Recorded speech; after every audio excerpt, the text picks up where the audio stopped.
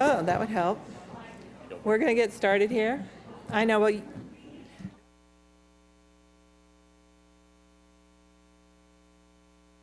Mike. Yeah. I got it. Yeah, not rocket science. Press No. the push button, it's green. We're the same ones that Exactly. I think Mark. Or you got it. keys remember to pop out.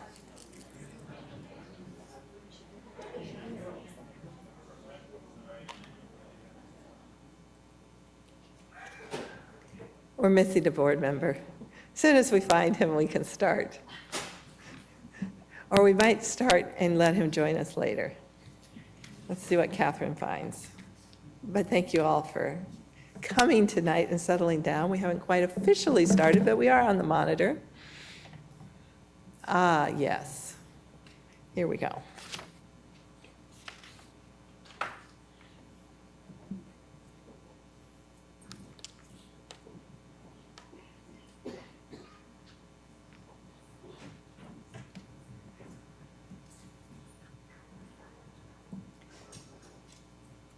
All right. I would like to start this meeting. I'll call this meeting to order, the December 7th, 2015 meeting of the Lake Washington School District Board of Directors. Welcome to everyone's here. We're always coming from study sessions, so it's a bit of a transition for us.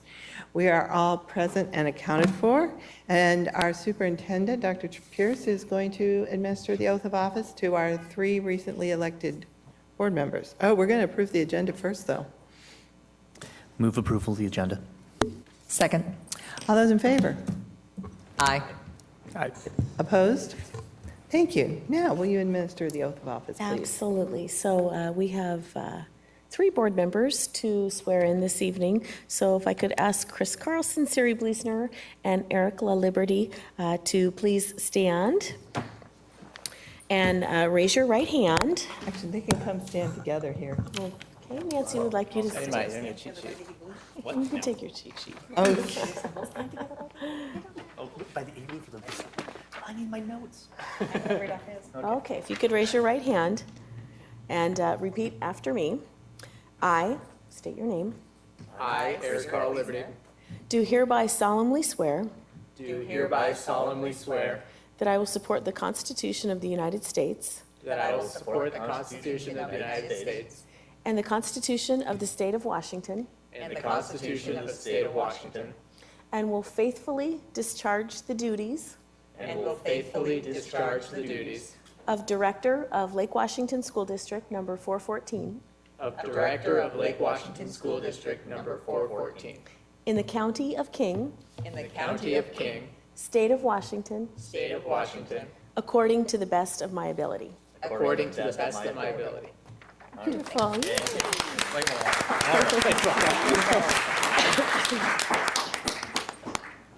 Thank you. And welcome to the school board. Eric is our newest board member. Siri is starting her 2nd term, and Chris his 3rd term on the board. And for those of you not aware, elections are staggered, so 2 years from now, my position and Mark's position will be up for election. So that being said, it's time for our host school.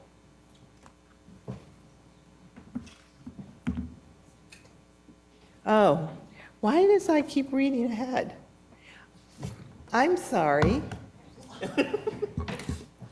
I keep skipping things tonight. We're going to have to do something about this. I'll keep, Here we go. It wasn't vanity, it was just forgetfulness. We need to elect a vice president. Since I have moved up to the presidency position, I will entertain nominations for vice president to serve until our 2nd meeting in January, when we will organize the board. Mark? I nominate Chris Carlson. Are there any other nominations? Any other nominations?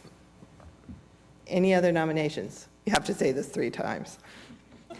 Hearing none other, I will close the nomination. All those in favor of Chris Carlson as vice president, please signify by saying aye. Aye. Opposed? Congratulations, Mr. VP. All right. That being said, now, I am so sorry, but we eagerly await the presentation of our host school.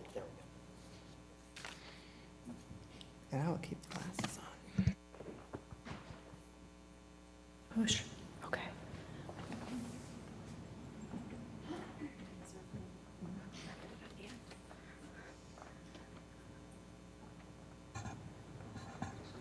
Is it gonna go? It's live for us. Okay. Yeah. There. Okay, so Jen, just so you know, also, we see the presentation on the screens right in front of us. So welcome, Jen. This is the principal of Redmond Elementary, Jen Jarda, and we are so excited to hear an update, a report on Redmond Elementary School. So welcome. Thank you. We're excited to share with you. Thanks, everyone who's here this evening. We'll start with just a glance at Redmond Elementary's mission. And I just want to point out that I think a big piece of who we are over at Redmond Elementary is embodied in the shared commitment of home, community, and school. We weave those together, and it supports our students every day at school.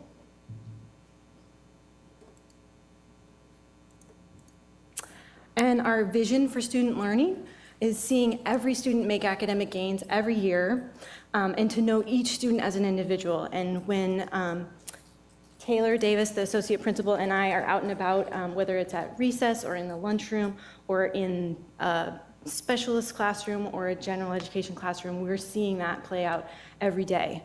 And it's exciting to watch. So what guides our work?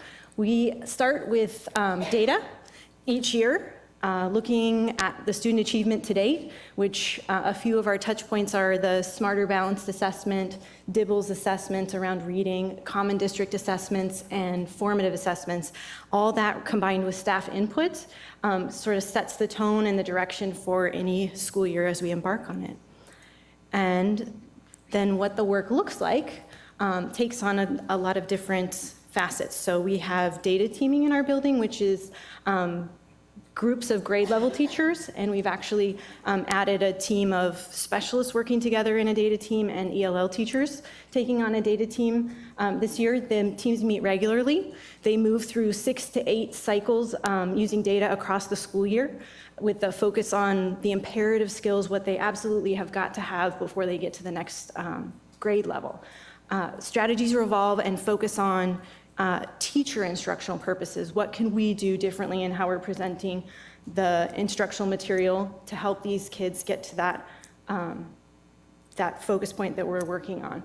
And then progress is shared on a haiku site within our building so we can see what other grade levels and other groups are doing, and as well as on the staff room whiteboard, which you can see in the picture there, so that when we're in and out of the staff room, we can see what our colleagues are doing.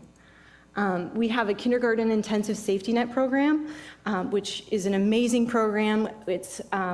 We have 12 to 15 students participating that we pull from both half-day kindergarten and full-day kindergarten classes, and they come together in an afternoon class with targeted instruction around literacy and math. Particularly, the BURST literacy program is really tailored to each student's individual needs with regular assessments, and we see amazing things come out of that program, so it gets them off to a really great start.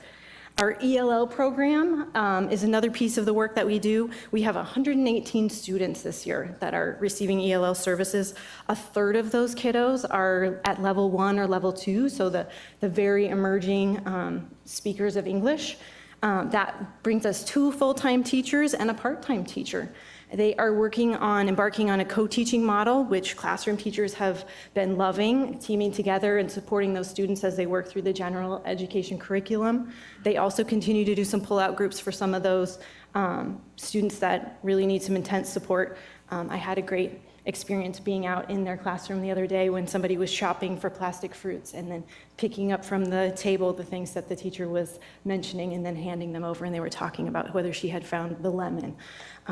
Neat things are happening in that program, and they're collaborating for the first time with the behavior and intervention classes. We've got a student in our behavior and intervention class who is an emerging English speaker, so they're trying to figure out how to weave their programs together, and that's been really fun to see. Safety Net is another part of our work. We've got 3 full-time teachers and 1 part-time teacher in that department, so we've got a lot of things going on over at Redmond Elementary. They team so closely with the instructional assistants to provide some really great intentional support around literacy, especially at the primary levels. They while they do that at the primary levels, we actually are able to, with that staffing, reach and provide support for kids all the way from kindergarten through 5th grade. So that's something that I think is pretty special over in our part of the neighborhood. And they do before school programming. So an intentional effort to get them a little support either in reading or math before school. Then they go off to breakfast, and that allows them to get that little boost without missing any instruction during the day oftentimes. So that's been a fun strategy that we've had success with. We have some unique academic programming. As mentioned before, our behavior intervention classes, we have 2. They pull students from across the district that need some support around behavior. We have a primary classroom and an intermediate classroom. They have a strong emphasis on academics. The students in those classes get regular and consistent feedback. They have a level system, which you can see in the picture here, an example of one of them, where they can see their progress as they're moving along. In the classroom, they have access to the general education classrooms, going out as they build their skills and rejoining their peers in general education. There are very high levels of family communication in that program with the teachers, and we are always working with the goal of having each student return to their home school. So building their skills so they can be successful and carry on in their education. We have a growing Quest program over at Redmond Elementary, so that's exciting. Again, students come from many different home schools across the district. There's very rigorous instruction in the Quest classrooms. We get high levels of parent involvement, which is really fun. And they actually participate in service projects, and so that plays out in a number of different ways throughout the school building. They read with younger students. They collaborate with teachers in different ways to make sure that they're giving back to their school, which is a fun thing to see. They have a lot of creative enrichment. This group of Quest students, it was actually coming in to show me I don't remember what they were called. They were little bots that were made out of the bristly part of a toothbrush. And then they had motorized them so that they could complete the circuit, and they would actually move around across the table. So they were really proud to be showing off their work. One of the, I think, very unique pieces of our work over at Redmond Elementary actually happened over a span of time. We partnered with the University of Washington Center for Educational Leadership around writing. So we had the luxury of having a partnership with a collaborator from SEL. It actually was a program that we worked in from 2011 all the way until 2014. That collaborator came alongside the teachers in the building, and they worked together to develop a curriculum. So another part of the work that they did was lab classrooms. So that looked like either the collaborator or a teacher teaching writing in their classroom with an audience of peers. And then they would have time afterward to debrief and talk about what they had seen and what they were thinking about as a result of watching that lesson. We currently have a strong focus on continuation, which is dovetailing beautifully with the work of the district. As the district partners with SEL, it's helping us, as we are a very rapidly growing school and adding new staff members, to build in the work of keeping SEL alive and having time for the teachers who've been through this intense instructional process to partner with the new teachers and bring them up to speed so that we're all using the same methods. It has built a strong skill set for our students. You can see our theme throughout the room. I hope you get a chance to look at some of the writing that is in the room. And it's reflected in a way that we're just bursting with pride in our state test scores. And as an administrator, Taylor and I are walking around the building, and they're just showing off their writing. They want us to be in their rooms. The kids want to show us what they're working on and what they've learned, and it's just a really impressive thing, and I think a very big point of pride over at our school.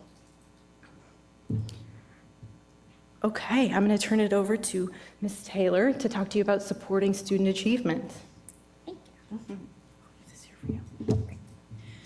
So there are many ways that we do support our student achievement. One of them is our counseling program. We have a wonderful counselor who does make it into classrooms regularly, both primary and intermediate classrooms. She works on programs such as Kelso's Choice, Steps to Respect. She does go into kindergarten classes weekly to help build their skills as new school students and what does school look like for them. She also does teacher collaboration. She works with classroom teachers with students that need that extra support outside of academic support. In addition, this year we did some professional development with our classified staff where she went through the Kelso's Choice program, and that way we can not just use it in the classroom, but outside in the other areas such as lunch and recess, and have common language throughout the staff working with our students. She does lunch groups with students to provide extra social collaboration and kind of social group working. She's a great asset for new student support. She also helps run our Hawks Helpers program. That's a great program where students are peer helpers in areas such as recess. And she helps run our Pantry Pack program, which helps some of those students and families make sure that they have the nutrition at home that they might not have on their own. Another area that we are helping support is attendance. We are steadily decreasing unexcused absences from 50 to 100 students annually, even though our population is growing. One really big shift that we're making this year is instead of doing the automated phone calls, we actually have a Spanish and English speaking staff member who's making personal calls on a daily basis to those families who haven't called into the attendance line or sent in a note. We're getting a really great look at those families who maybe didn't know they had to call. And so we're starting to see a little reduced number in some of those tardies and absences, which has really been helpful this year. We're also looking at early meetings with families with our BECA coordinator, the teacher, and the counselor, and as well as administrators such as Jen and myself. We have seen previous improvement by having those meetings once we get to those BECA letters going out. We also have a really fantastic Lunch Buddy program. We have 31 adult volunteers, 32 students participate in the program currently.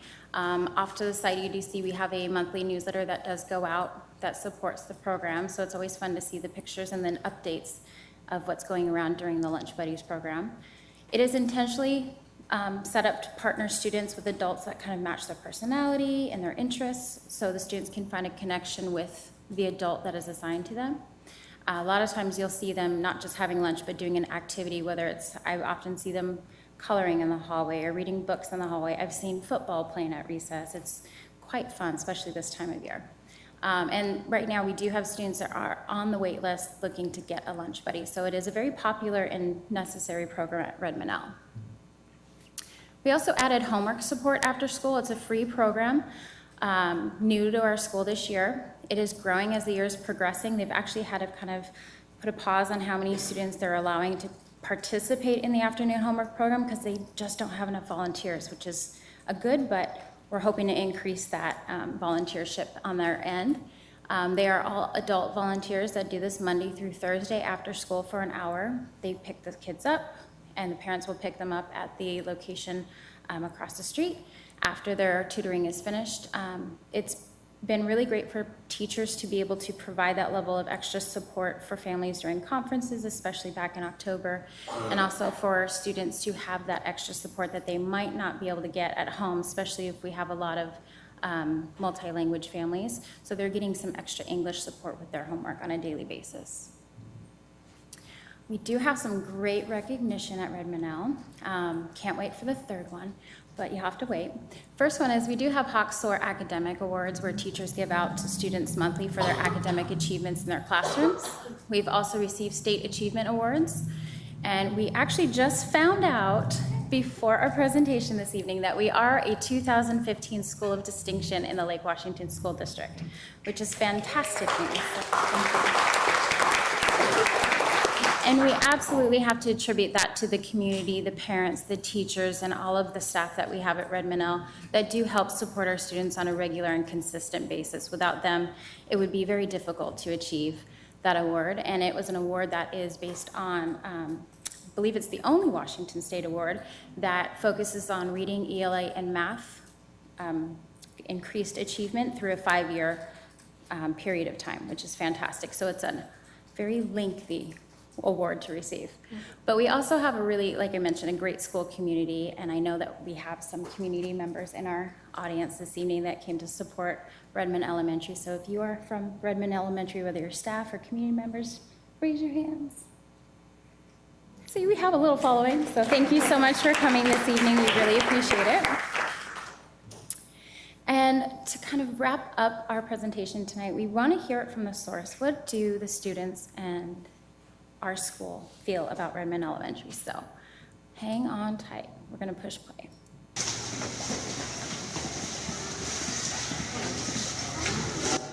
Love the Redmond Elementary School the best. I like playing because it's fun, and I like it because I get to go to recess and I get lots of food. My teacher, and I like to look great. Choice time. I like science, and I like math, and also art. Encouraging teachers. Interesting lessons. I like the classes and the teachers because they're helpful. I like Redmond L because of the teachers and the kids at Redmond L. My teachers make the math really fun. I like that the lessons here are challenging. I love Redmond Elementary because the people are so nice and welcoming. I love recess, science, and lunch. She's really nice and she always remembers her names. She just makes everything better. I love the school because there's so many people you can meet to become friends. They're all friendly here. Yeah, there's not really any bullies here. Redmond Elementary is a great school because we have an amazing community.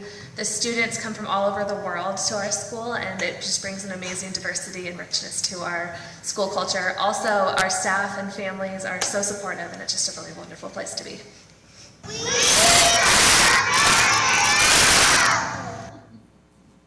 So as you can see, thank you. As you can see, it's a pretty amazing place to work and sometimes live, as we all do as educators. But I do want to say thank you for coming this evening, and we're very happy to be hosting tonight. So thank you. Thank you. Thank you both very much. It's really a fun presentation and exciting to see. And thank you to the others that came from Redmond L to support your administrators. And if we'll take a break after the recognition of our National Merit Scholars. And then people who want to go home and don't want to watch the rest of our board meeting will be welcome to. Thank you. Thanks, Jen. Thanks, Taylor. So we have recognition tonight of our National Merit semifinalists and commended scholars. And the STEM school wanted to go first. We had to reverse the order. So Cindy Duenas, principal. No? Yeah. Hi, Cindy. Yes, no?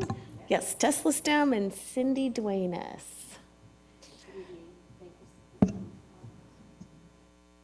Technology. Thank you all for inviting us. And congratulations not only to Tesla STEM High School commended and semifinalist students, but also to Eastlake High School students who are here this evening as well. So I was asked to say just a few things about the program, so I'm going to read.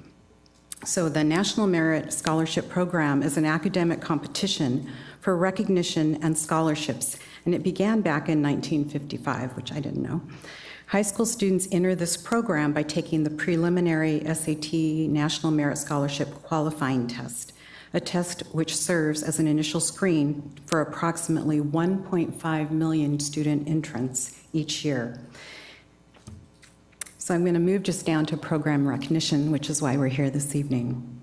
So of the 1.5 million entrants, 50,000 of the highest selection index scoring students qualify for recognition in the National Merit Scholarship Program. And then this breaks out into two parts, commended students and semifinalists. The commended students, of the 50,000 people, 50,000 students total, I'm supposed to be looking at you, the commended students are 2/3 of that 50,000 in total, and receive letters of commendation for recognition of their outstanding academic promise. The semifinalists make up the other 1/3 of that 50,000 total. And they are the highest scoring entrants in each state, which is very commendable. So I'd like to call up the commended students first. Come on, you're not shy. Come on.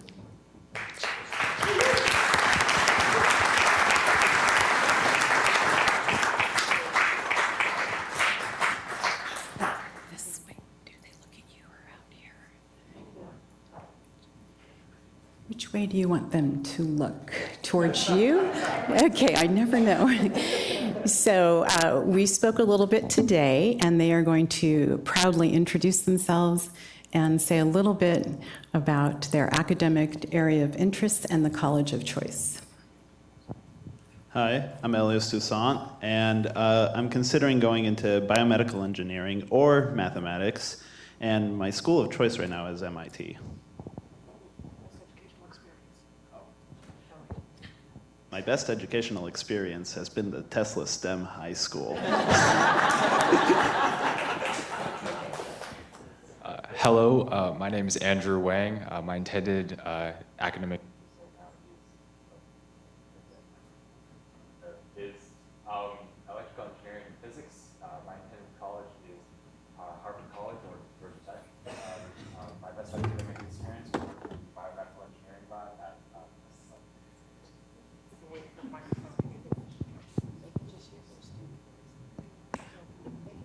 This one work? Ish. My name is Ethan Perrin. My school of choice is MIT as well, and I'm thinking of going into mechanical engineering. My favorite experience so far has been the physics lab at our school. Hello everyone, my name is Yash Pahade, and my current interest is aerospace engineering, and I'm planning to go to either the University of Michigan or the University of Washington. And my favorite educational experience was a residency through the Washington Aerospace Scholars during the summer of my junior year. My name is Eli George. My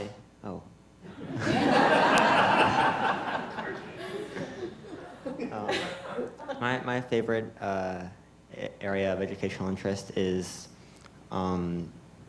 probably history or English, not the STEM stuff. I don't know why I go to a STEM school. Everyone always asks me that. I don't have a good answer.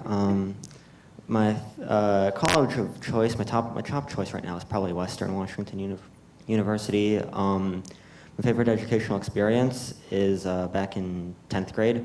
The school didn't have a name yet, and they took Tesla STEM off the ballot, so me and Jenna came up to the board and argued that they put Tesla STEM back on the ballot, and obviously it won because that's our school name.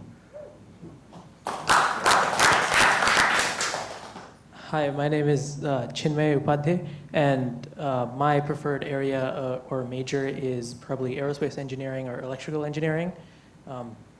My preferred colleges are probably UW or Georgia Tech, and my best high school educational experience has probably also been the physics lab that we have this year.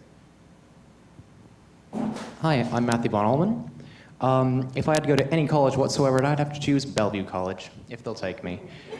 I would love to major in philosophy, and if there is a single educational experience that's defined me, it's been the first time I listened to my history teacher, Mr. Lineker, give a rant for the first time. It was beautiful.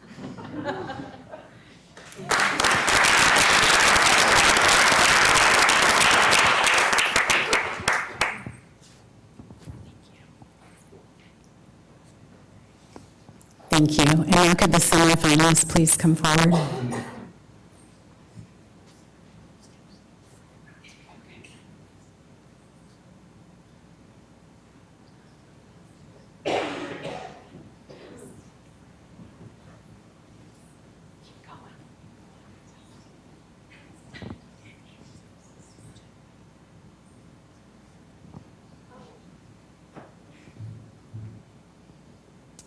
Hi, I'm Udit Ranasaria, and I'm looking to go into EE in electrical engineering.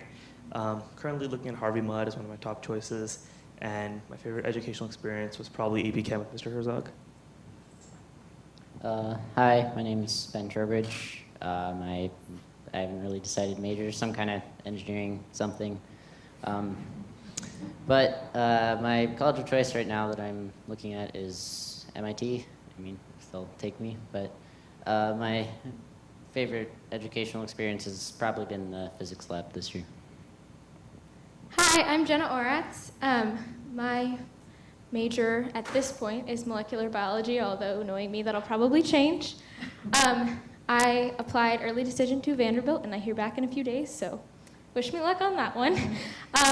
And probably my favorite educational experience is my current internship that I have in an HIV lab in Seattle, which one of my teachers at STEM helped me get. It's really, really cool, and I'm really glad that STEM is making me that fun. Hi, I'm Miranda Pearson. I'm currently debating between either Stanford or UNC Chapel Hill for college-wise. My favorite academic interest would have to be biomedical engineering, especially our biomedical engineering lab at STEM High School. Hi, my name is Kalina Raji, and I'm going to give two answers for everything because I'm indecisive. So I'd like to study either law or mathematics at either the University of Chicago or Stanford. And my favorite experiences so far have been either my first Fall UN conference or the prosthetic unit that we're doing right now in biomed. Hi, my name is Jacob Rumpf, and my current goal would be major in computer engineering at Stanford. And my favorite educational experience that we've had so far would be my internship at Gene West Corporation.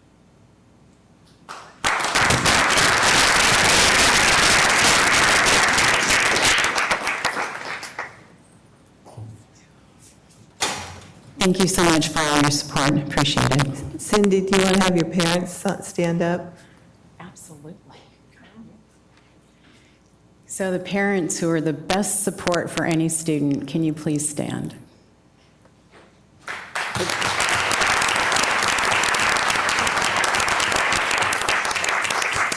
Thank you.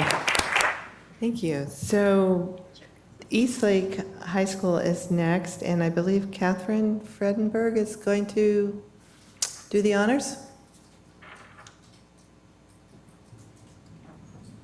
Or is it Friedenberg? Fredenberg. Hey, Catherine. Is this on? Okay. All right.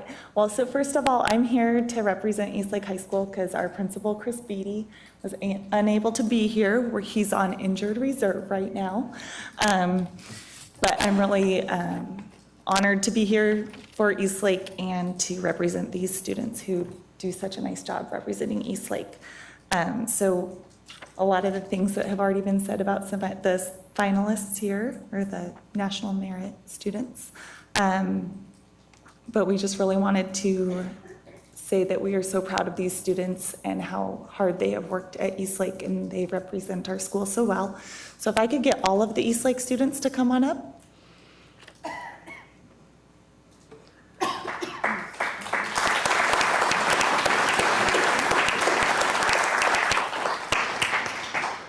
And we're going to put them on the spot a little bit because I didn't find out until after school today that they got to speak. So we're going to just have them say their name, say their school of choice if they have one, or what they're thinking, and go ahead. Okay, so my name is Andrea George, and my school of choice would probably be Stanford. The major I'm thinking about is probably pre-veterinary. And what I'm currently thinking about right now is my physics final that I have tomorrow. Hi, my name is Nathan Pixler. I'm going to be running track and field at the University of Colorado next year. My intended major is probably going to be linguistics, and right now I'm thinking about a paper I have to write tonight. Hi, my name is Tiago Bandera, and I'd love to study astrophysics at Columbia College in New York. And I guess what's on my mind is all the calculus homework I have. Hi, my name is Katie Vasquez. My school of choice is Princeton University, which I would like to major astrophysics in, and I'm also thinking about my physics test tomorrow. Hello, I'm Kevin Montez. My school of choice is the University of Washington, and I'd like to study architecture there. And right now, I am also thinking about a paper that I have to write for tomorrow. Hello, I'm Nathaniel Turtell. I hope to attend either Yale or Williams College, where I would like to study linguistics. And what's on my mind right now is trying to figure out what's on my mind right now.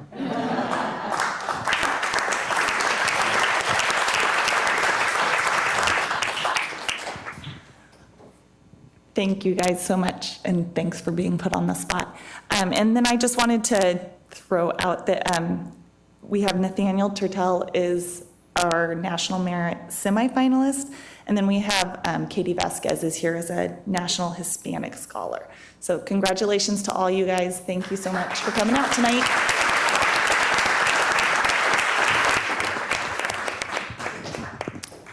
And you want to have your parents, Catherine, you want to have your parents stand? The Eastlake parents that are here? Yes, if Eastlake parents would go ahead and stand up, and thank you for all of your support as well.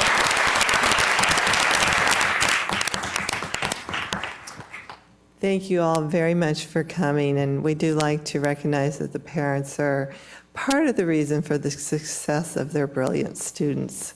So we appreciate you being here, and congratulations on your honors and on your next steps.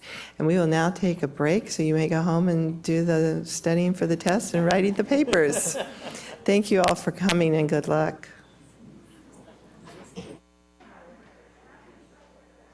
We'll resume our board meeting with our remaining audience. How exciting.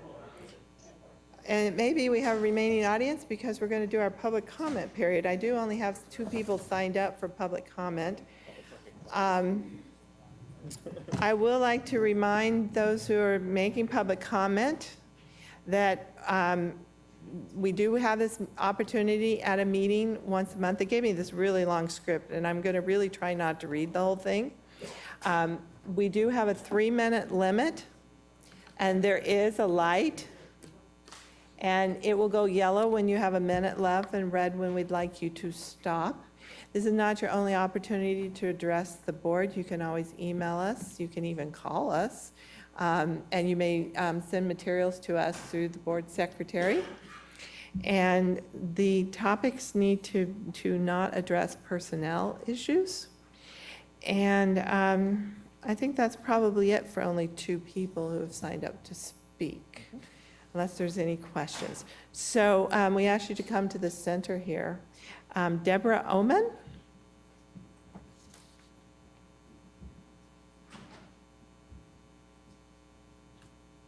Oh, and I also have to remind you that we don't generally engage in discussion. We just listen, and then we or staff get back to our people who come to speak. Yeah, so. That's my understanding. Thanks. Thank you. So I'm here on behalf of parents and their students who are currently in Chinese 2 at Lake Washington High School. We were dismayed is that better? And disappointed to find out that Lake Washington High is not planning to offer Chinese 3 next year. Our children have committed to learning Chinese, and now the school is not offering it long enough to achieve fluency. And for college-bound students, where the counselors at the high school recommend at least 3 and preferably 4 years of the same language, our kids are being denied the chance to pursue the future that they've envisioned for themselves. Just to provide some background information, about 4 years ago, Lake Washington High School conducted a survey and asked parents what additional language they would like to have offered, and Chinese was selected. We understand that the Chinese classes have been smaller than the other language classes. I think it's got a reputation for being a difficult language, and as such, it might take some time to establish. We feel Lake Washington should continue to offer or allow smaller classes for a few more years to get this program established. It's a very important world language. Parents said they wanted it, and if they're going to offer it, they should offer a 4-year full program. I was told that Lake Washington is hoping to offer Chinese 1 next year. They're not offering it this year, but if the school can't be relied on to offer 4 years of a language, informed parents and students will choose not to enroll in that class. So they are, in effect, undermining their chance of establishing a strong Chinese language program by, in my opinion, abandoning our kids partway through their course of study. The Chinese teacher at the high school has reached out or is planning to reach out to the middle schools to try to increase enrollment, and she has sought input from other Chinese teachers to brainstorm ways to increase enrollment. According to the teacher, if I can quote, "Every student in our current Chinese 2 is fabulous and capable of moving on to a higher proficiency level, and we parents feel they should have that opportunity. Perhaps while the program is being established, the school could offer split classes, Chinese 1 and 2, Chinese 3 and 4. just until the program gets established. We feel that they really have an obligation to these kids who have stepped up to the challenge of learning this difficult language. They're 2 years into it, and there's no other way to get a 4-year program. So we have reached out to Principal Thomas. She said she's working with the district on this issue. So we're here to show our support for Chinese instruction at the high school, to make the board aware of our situation, and to ask for the district's help in coming to an agreeable solution. For us, that means Chinese instruction next year, specifically Chinese 3 for our kids. I just want you to know I'm not the only person here about this issue. Parents, there's some parents and students also from the high school who support Chinese education at Lake Washington High. Thank you. Thank you. Thank you. And staff will follow up with you. Thank you. Corey Truan. Hi, I'm Corky Truan. My son goes to Lake Washington High School, and first I want to say what a great response in the national merit to have those young men and women come up here and show why the Lake Washington School District is so well versed in its educational opportunities to all our students, which gives us a great opportunity to build on the 6th year of being part of the 6th Annual Advanced Placement Awards, where the Lake Washington School District has now been honored twice. This opportunity in the school district to build on these great academic achievements can happen when you place the next vote and our voters vote yes. I'm imploring the voters of the Lake Washington School District to get out and vote yes when the district puts up the next bond issue, so that we can continue this great opportunity to have more academic scholars, more activity award winners, more athletic achievement, an overall school district that at the rate it's growing, we're going to have to build more schools. We are one of the fastest growing school districts in the state, so the voters need to vote yes when the bond issue comes up. We desperately need to continue this opportunity. As Pete Carroll would say, we're building on something. Let's not lose the momentum. Let's build for the next bond issue and vote yes. Thank you. Thank you very much. And if you're interested in serving on the Citizen Levy Committee, please see Janine or Catherine. We're looking, what? Yeah. What? Oh, I can't say that? I can say, you can. Say thank you. Yeah. I can say thank you. I can say something, can't I? Okay. I have been chastised. Now, anybody else want to address the board for public comment, or I'll close comment time? Anybody who didn't sign up that wants to? All right, thank you very much. Okay. Consent agenda. Later privileged kids, go home and do your homework.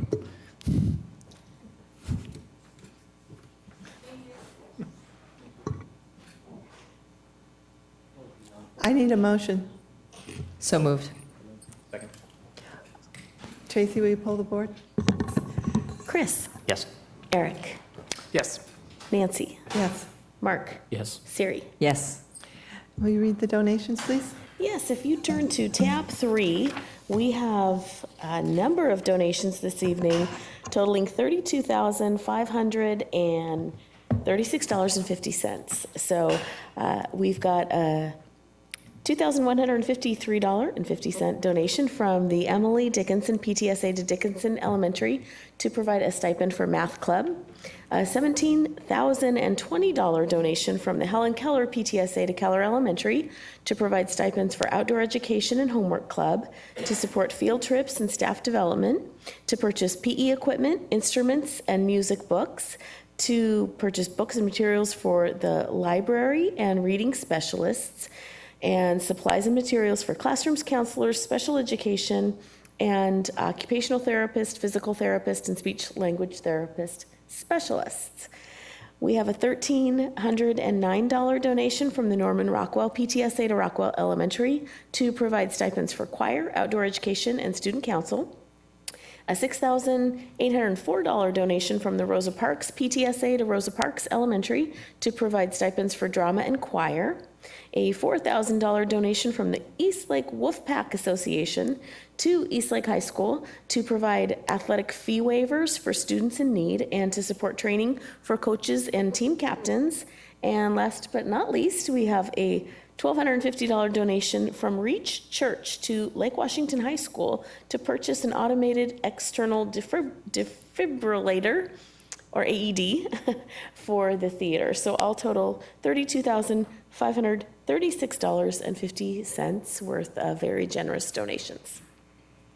So thank you very much. That's always very, very helpful for our schools. So, Tracy? On to the non-consent agenda. Okay, so we have two reports this evening, and the first is an initial report which is focused on the draft short and long-term funding strategy to implement the long-term facilities planning task force recommendations. So the board at the last meeting approved the long-term facility planning task force recommendations, and we're here to follow up tonight to present an initial report on the funding strategy we are working on that will enable us to implement the recommendations of the long-term facility planning task force. So Janine and I are going to present together, and so she's going to be clicking through the first part of the presentation and helping me with the presentation. So as we all know, the Lake Washington School District has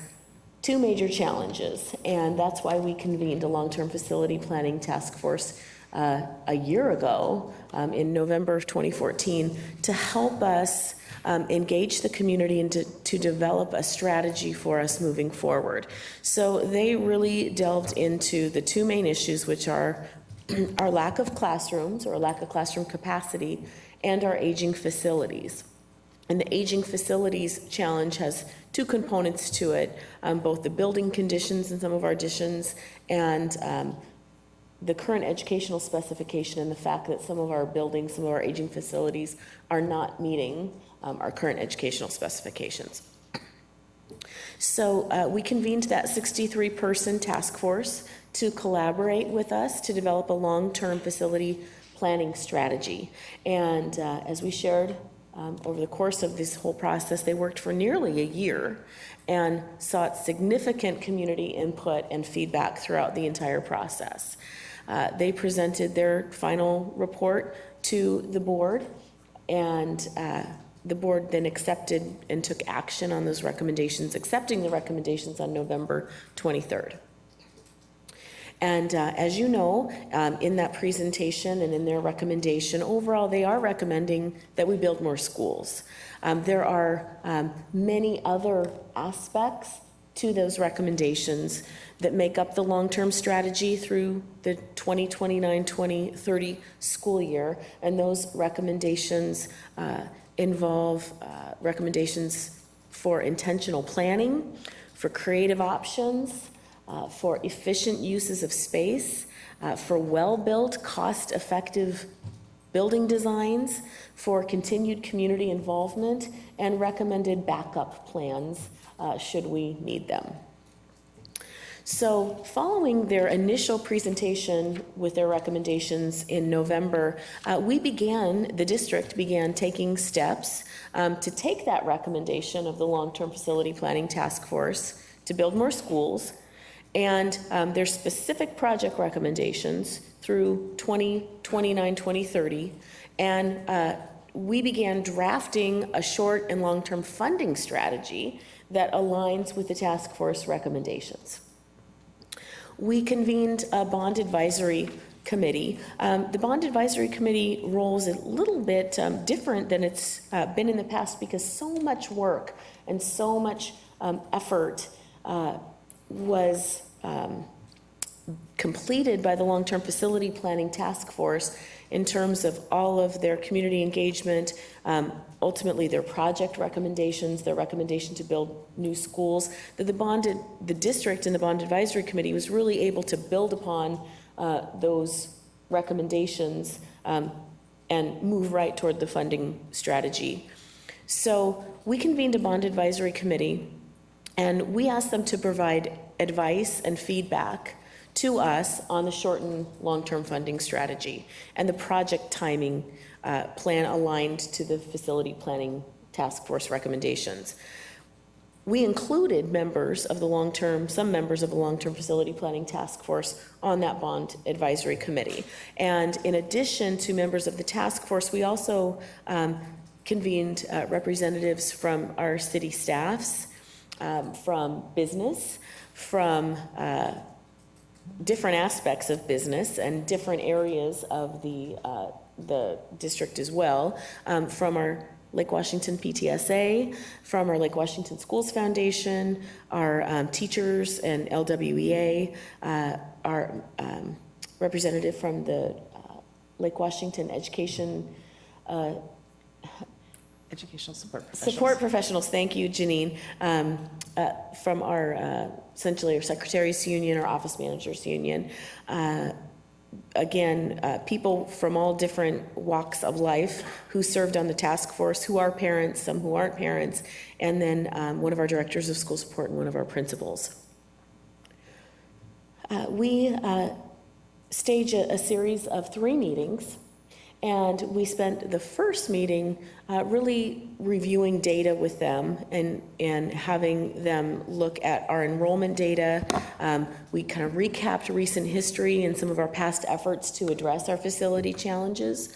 We spent some time reviewing the task force recommendations. So the entire group, not just the task force members, understood that the significant process that group completed, the engagement with the larger community that group completed, and really, all aspects of their recommendation, including the recommendation to build new schools, build more schools, and what those projects were.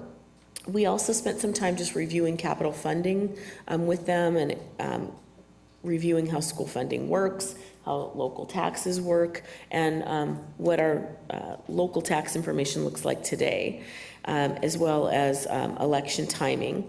And so what we want to begin with in terms of the final report tonight is just to share some highlights of the data that was shared with the Bond Advisory Committee, as that data is helpful in understanding the draft plan that we are initially presenting to the board this evening. So Janine's going to walk us through some of that enrollment data as well as some of the tax data. Thanks, Tracy. We started with providing information about our current enrollment situation, and as you all know, we now, as of October 1, have 27,830 students. A little bit of context about the district: our 76 square miles and 52 schools and the cities that we serve.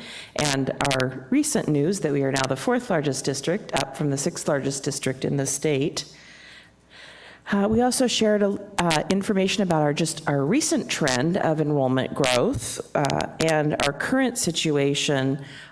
This year over last year, we're up 1,114 students. So this October over the prior October, an increase of more students than last year. That's about 34 classrooms equivalent of students. By the end of this next summer, we will have 168 portables, or about 14% of our classrooms in portables, and that represents about 7 elementary schools. We shared also some historical data in terms of our overall growth trend. The last bond measure, or the initial bond measure for modernization, started in 1998. So we kind of used this slide to show kind of what was happening at that time. Enrollment was slightly declining, then flat for a number of years, and has been on a upward trajectory for the last several. In fact, this year's increase follows 7 straight years of enrollment growth. In the last 5 years, student enrollment increase has averaged 625 students per year, and that's about the equivalent of a large elementary school each year. Going forward, we shared data about our projections that we anticipate by 21-22 that we will be over 30,000 students in enrollment, and by 29-30, which was the planning horizon for the long-term facilities planning task force, we would be over 32,000 student enrollment. Also share about our aging facilities. As Tracy shared, really this is about the twin challenges of dealing with both the lack of capacity as well as some of our aging facilities. And as you all know, we've got some facilities that are in need of being updated. They don't meet our current educational program or the design that we desire to have for our students to support the educational program. And they also don't meet current educational trends in terms of design with lighting and temperatures and just all those things that are really important to support the students' educational learning environment and also support our staff. We shared this chart, which really looks, it's a similar slide as the historical chart, but it lays over top of it some of the things that we've done to address our facilities challenges in the recent past. In 1998 through 2006, we initiated the first phase of our modernization plan. That bond measure passed in 1998, and we remodeled or replaced 11 schools. And then during that time frame, we also added Rosa Parks Elementary from funds from a previous bond measure. In 2006, we passed an additional bond for the phase 2 of our modernization plan. That replaced or remodeled 11 schools as well as adding Carson. And then I think, as you all know, in 2010, there was a bond measure to replace Juanita High School and do a number of other additions, as well as 2 new elementary schools. That bond measure failed, and then subsequent to that, we did pass a levy to build onto Eastlake High School, Redmond High School, and add the STEM school, and really that precipitated the ability to move to a K-5, 6, 8, 9, 12 reconfiguration, which helped us use capacity that we had at the high school level and save a number of elementaries that we would have needed to build at that time. And then in 2014, 2 bond measures were floated and did not garner the 60% needed for approval.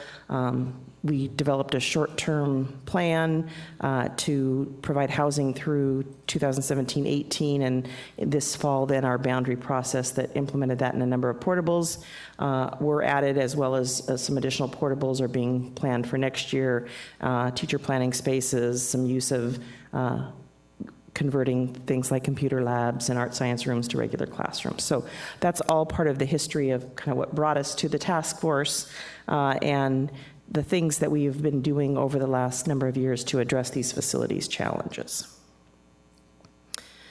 So as Tracy shared, we really, with the Bond Advisory Committee, this was really about the long-term, about taking the long-term facilities planning task force recommendations and figuring out, those are from a long time horizon through 29-30, and we know that we need to look at that in terms of prioritizing and phasing over time and looking at a funding strategy that will support that overall recommendation. Important to developing the funding plan, of course, is understanding some of the implications with the tax rate, assessed value, how taxes work. So we spent a fair amount of time just sharing some data and some details about how taxes work and how that influences the overall cost of bond measures and our funding strategy. This just gives an interesting, I think, horizon of the assessed value growth in our district over time, looking at a 5-year average up to a 25-year average in terms of what the average growth of assessed value has been. So you can see that our assessed value has been growing substantially. And this chart includes that in a little bit more specific detail, going back to 2005 and showing what the assessed value was for each year and then what the percentage change was over the prior year. So you can see we had a few years of decline when the economy was not doing so well. There was some actual reductions in assessed value overall, but in the last couple of years we've had an almost 11% followed by a nearly 17% increase in assessed value. We also looked at the assessed value in terms of a single-family home, and this is data from King County showing over that same course of time what the average single-family home was assessed at. So you can see now in 2015, just under $600,000 is the average single-family home. We share data about our overall tax rate. The components of that, of course, our educational programs and operations levy, our capital levies, as well as our debt service fund, which pays off previously approved and sold bonds. And you can see here that the rate has declined over the last several years, down now to, at 2015, the total tax rate, including all of those things, is $3.30. We also shared about our current debt payment schedule, because as you know, bonds do get sold off over time. And we also have, knowing that in 2011, the levy that I mentioned, there was a 6-year construction levy that's shown here in the blue, and that will be done in 2017. So that will be coming off the debt repayment. And then our existing bonds, you can see here what the current bonds are, the debt required to service those current bonds declining over time, and then in 2030, as it stands today, we have no additional debt after 2030. So current bonds would be paid off fully by 2030. Additional data that we shared had to do with the comparison of information tax rates from our district to other districts in King County. This shows that Lake Washington's tax rate in reference to the other King County school districts. As you can see, this is the total tax rate. So again, that's back to that 330 rate that I mentioned in relationship to our other school district in King County. We have a low rate relative to many of our other districts. This chart shows similarly the tax rate, but this is for the debt only. So this is our debt amount of bond, the rate per thousand that's calculated or assessed for the bond measures to service the debt, and that is how we stack up in terms of that in comparison to the other King County school districts.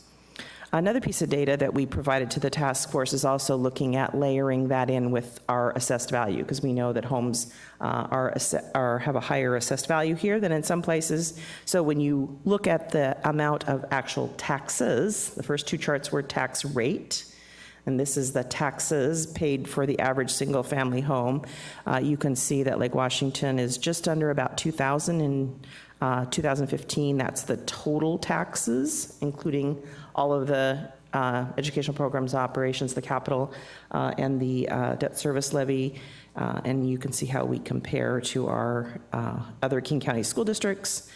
And then this chart shows similarly information, but for the bond portion of the taxes paid, tax bill only for the average single-family home in Lake Washington. So Lake Washington just over $500 in comparison to Bellevue at nearly $1,200 on the top, and Fife at about $300. Thanks, Janine. So at the first meeting, we really reviewed all of the data and set the foundation and responded to requests for additional data from the Bond Advisory Committee. And then at the second and third meeting, we really delved into the draft plan that we have put together, the funding strategy, project timing, and sought feedback and advice from the group. So tonight we want to share with you the draft plan, knowing it's draft at this point and it's initial. So there's a level of detail that you're not going to see tonight that you would see if the board were taking action tonight in terms of dollars and cents and wording for ballot measure. None of that is what is part of tonight. Tonight is just the draft plan and what our next steps are moving forward before any finalized plan would come before the board potentially in January. So one of the things that we shared with the Bond Advisory Committee coming into this is that we had developed some guiding criteria in collaboration, conjunction with the board, that helped to inform the plan that we put together.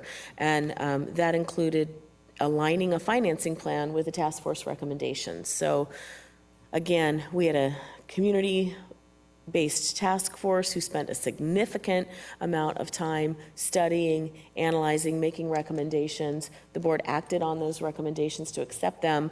We're moving to implement those recommendations, so we certainly wanted to make sure that any funding plan, funding strategy we developed aligned very well with the task force recommendations and looked out at the same time frame. So the task force recommendations are out through 2029, 2030, where we developed a funding plan that spans that same amount of time, and a plan that addresses the highest priority facility needs in a measure in April of 2016. And we wanted to look at how do we structure this in a way that it maintains the 2015 tax rate and addresses longer-term needs through a longer-term plan. So we'd be paying attention not only to what would our plan be for potentially April 2016, but what would a plan look like moving forward, a plan that would balance the needs of the district, balancing those with the overall scope and frequency of measures, and maintaining that 2015 tax rate not only in the short term, but also keeping that tax rate steady and predictable over the long term. So we believe with the help, with the advice and feedback of the Bond Advisory Committee, we developed a plan that is comprehensive. It addresses both the short and long-term needs and addresses needs of all learning communities. It's a responsible plan that addresses the overcrowding and aging facilities problem that the task force has spent the past year looking at, analyzing, and strategizing about. It does reduce the reliance on portables over time. As Janine shared, by the end of next year, we'll have 168 portables across the district. It was a recommendation of the task force that we don't rely on portables is a long-term strategy. So this plan helps us to reduce that reliance over time, not immediately, but over time. Addresses K-3 class size reduction, which, as we know, is part of McCleary, and we will be receiving funding not only for all-day kindergarten, that started this year, will continue for full all-day kindergarten next year, as well as the reduction in K-3 class size. So again, one of the recommendations of the task force was that we do plan for that. So this plan helps us to address not only our needs based on current enrollment, but also with the fact that we will be implementing K-3 class size reduction. So we believe it's a comprehensive plan, a responsible plan, a cost-conscious plan. Again, thinking about the recommendations of the task force, they really recommend that we do reduce building costs through the use of specific design principles. So you won't see tonight the specifics around each project cost because there's work that needs to go on in those arenas. But you'll see overall estimate of what we think the entire measure would cost, assuming the cost reductions and the strategies that were recommended by the task force. The plan leverages the use of existing facilities for long-term needs in terms of enlarging facilities where we can, repurposing facilities where we can, based on task force recommendations. And finally, that it's a fiscally disciplined plan. I had mentioned that one of the criteria going in is we want to maintain a level tax rate in the short term and the long term. And at the same time, develop measures, and now in looking into the future, that prioritize construction projects to address the growth over time. So we believe that we have come up with a comprehensive plan, a balanced plan that's responsible, cost-conscious, and fiscally disciplined. And tonight, you're going to see that at a high level, and then we're going to talk about next steps, because while we have worked with the Bond Advisory Committee and sought their advice and feedback, we also want the opportunity to seek some feedback from the larger community prior to January. So the short and long-term schedule, which the Bond Advisory Committee really liked the idea that we were planning out for the future and reflecting the recommendations of the long-term task force, and had not only a near-term vision but a long-term vision. So they felt that the overall layout, this strategy, was a sound one, in that we would go out for our next bond in 2016 in April, and subsequent to that we would get on a 4-year bond cycle that aligns with our existing EP&O levy and capital project cycle. So those are replacement measures. We have to go out for those every 4 years, and our plan moving forward after April 2016, beginning in 2018, would be to go out for bonds at the same time that we're going out for levies. And so before you click forward, you'll see that the plan begins in April of 2016, extends out through 2026, which aligns with the long-term facility planning task force recommendation, which takes us through the 2030 school year. So at a high level tonight, again, there's estimates here and not specific project costs, because there needs to now be work done on the specifics of projects in terms of cost. But what this shows you this evening is which projects. So we took the overall project recommendations from the task force and then sequenced them out in the short and long term based on need. So April 2016 bond would include a remodel or replacement and enlargement of Juanita High School, remodel or replace and enlarge Kirk Elementary. In terms of new schools, a new Redmond Learning Community Middle School, and 2 new Redmond Learning Community Elementary Schools. In the Eastlake Learning Community, remodel or replacing and enlarging Mead.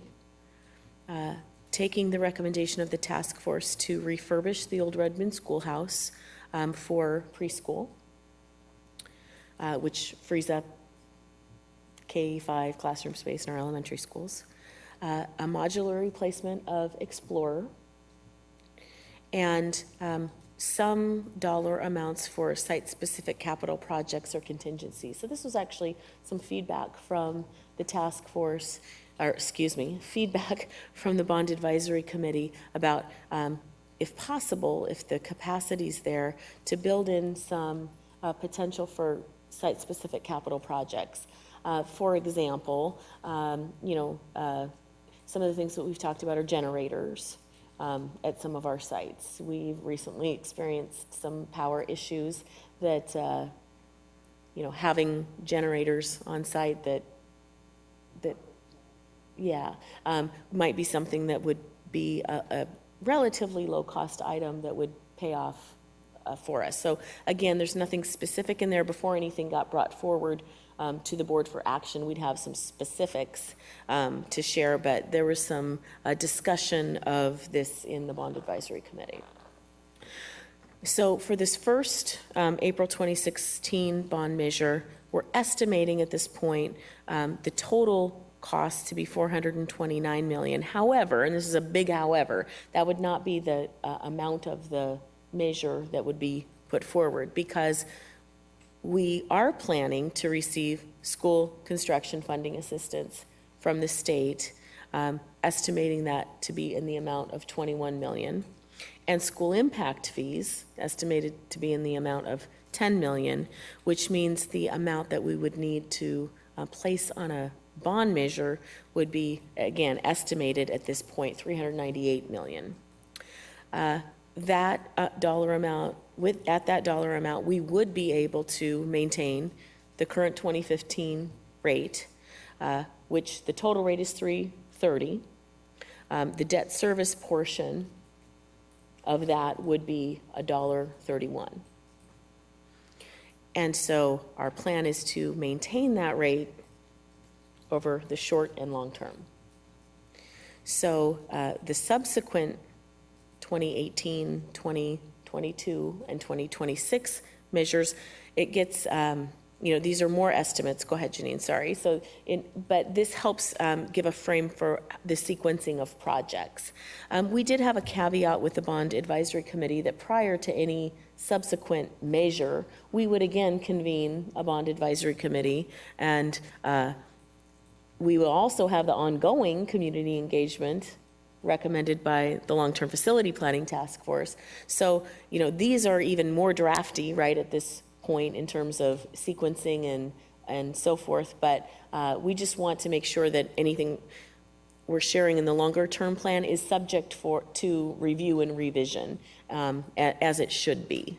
And so, however, mapping out those projects that are recommended by the task force, the 2018 bond would have the addition at Lake Washington High School, a new elementary in that learning community, the remodeling or replacement and enlarging of Kamiakin, a choice school to serve in the East Lake Redmond learning community, site to be determined, remodeling or replacing and enlarging Alcott, built-in dollars for special education learning spaces. As our population grows, so does our need for some specialized learning space for, you heard Redmond Elementary talk about some of their programs this evening.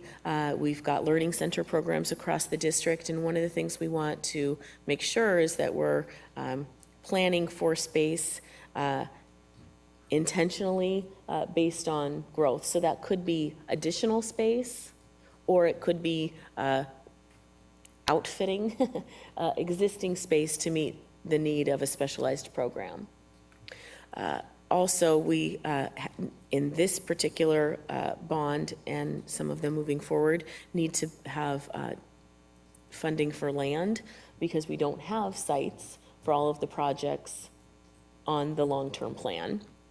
And then again, that site-specific capital projects contingency. So estimating total project cost there to be $303 million. No planning for school construction funding assistance in the amount of 15. We estimate that bond to be at $288 million.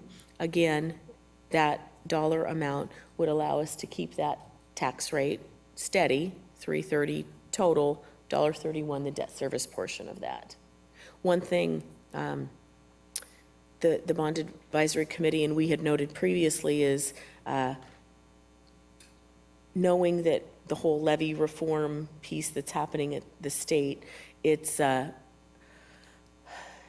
more difficult to ensure from the district perspective that we know what that levy rate is going to be over the long term, because so much depends on what the legislature is going to do.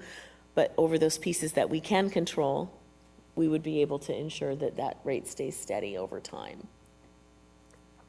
The 2022 bond then would include choice school in the Lake Washington learning community, the elementary, another elementary in the Lake Washington learning community, another elementary in the Redmond learning community, remodel or replace and enlarge Evergreen Middle, preschool space for the other side of the district, special education learning spaces, land, and site-specific capital projects. Again, considering school construction funding assistance, this bond amount would be $278 million. We'd be able to keep that tax rate steady. And then as we go out farthest to 2026, would be the addition at Finn Hill Middle, replace or enlarge Smith, the special education learning spaces, land, some potential for future projects, knowing that, again, this funding strategy takes us out through 2029-30. We haven't planned beyond that piece. The Long-Term Facility Planning Task Force recommendation takes us to there, and the projects that they recommended take us to there. So potentially there will be projects needed in the future that may be part of a bond in 2026. So estimated at this point and it's too far out to estimate today's school construction funding assistance or school impact fees, but that bond amount is $207 million. So again, tax rate steady. So one of the things that the Bond Advisory Committee liked was the bond amounts declining over time in terms of scope of what we're asking for, and the maintenance of the tax rate over time. Go ahead. So again, I mean, this is very high level this evening because the board isn't taking any action, but we want to let people know where we are in the process and what will happen next. So just to give a big recap, in December 2014 is really when the task force began their work, and they spent a year analyzing, conducting community engagement, developing recommendations, and then presented that to the board in November. The board approved the recommendations. So given that the recommendation is to build more schools, now we need to put together the funding strategy, which is what we have been working on, and move forward with that piece. So if you look at the timeline, it's December 2015. What we would do next would be to seek additional community feedback on a draft plan, and then bring back a fully formed, specific plan with dollar amounts and all of the detail to the board in January for consideration. If we were to move forward then with a bond measure in April of 2016, we would begin our district's informational campaign in January following board consideration, and the election date for April of 2016 is April 26. So I think what we want to do tonight is, we have done a study session with the board to see if we can answer any clarifying questions or hear from you prior to us beginning some surveying of the larger community. When is the survey going to be open? Well, that's our next step. So it would be open very soon, and probably later this week. What we have done in the past, is surveying essentially parents and keeping it open to all community members too. So we can email directly our parents to say, we've got this survey and we want you to take this survey. And then we try to inform the larger community through social media, our website. So welcome anyone to participate in the survey. And have it open till when?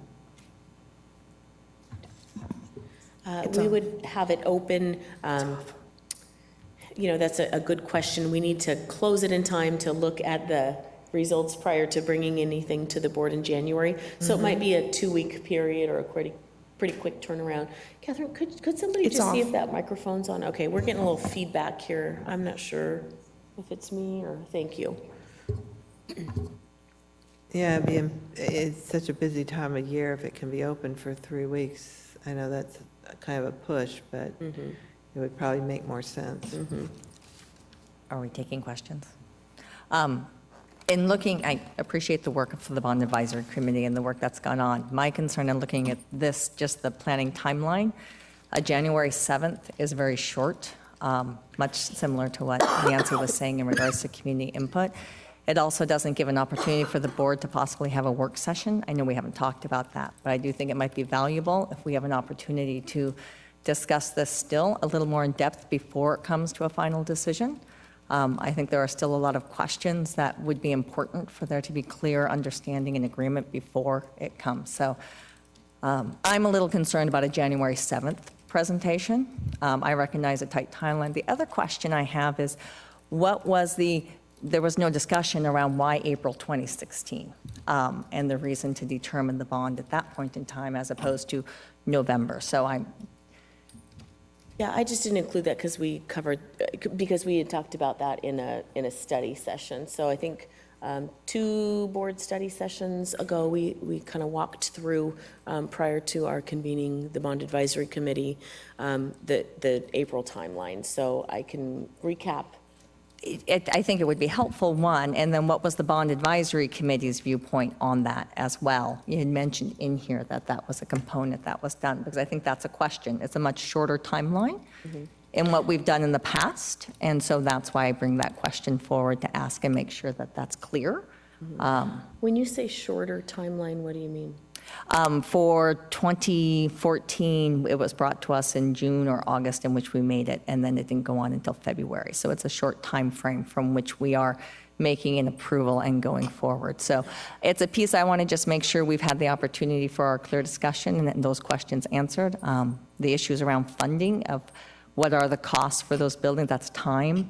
I'm concerned about running too fast and our decisions not being solid enough. So I think part of the problem is we knew when the Long-Term Facilities Task Force went over, for good reasons, that we were going to be in this time crunch.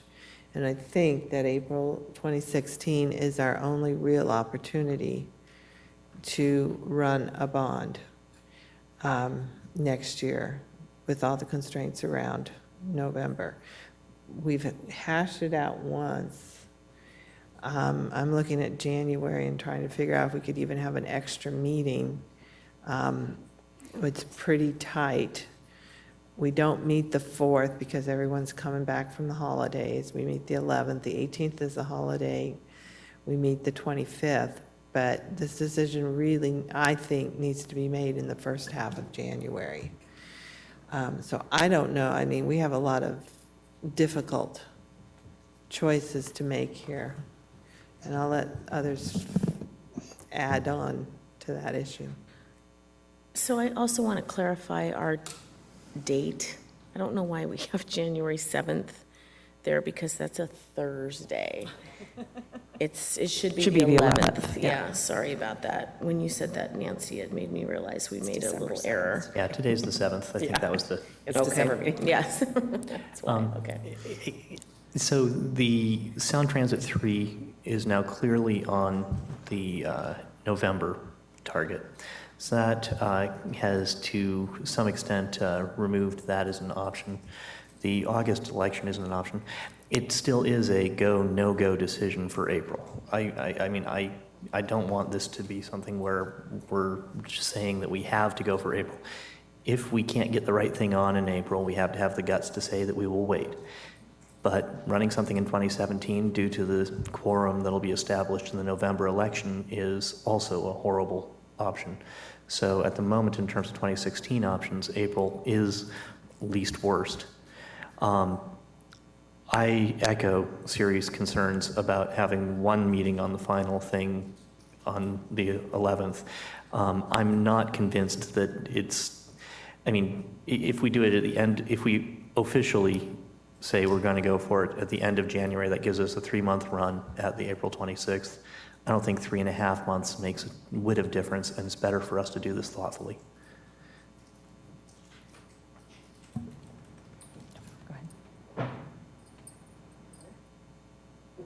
Sure. Yeah, sure.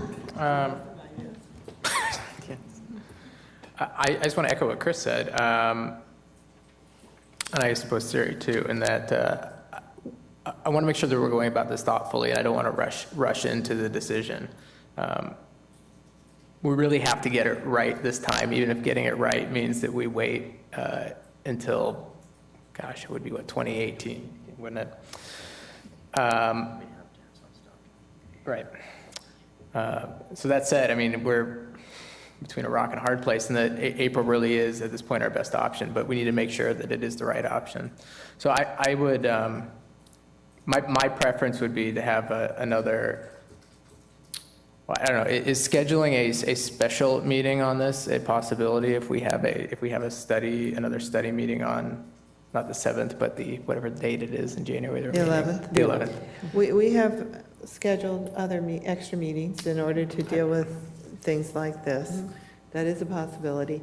Did the bond, is it called the Bond Advisory Committee? I sometimes misspeak the names of some of these committees.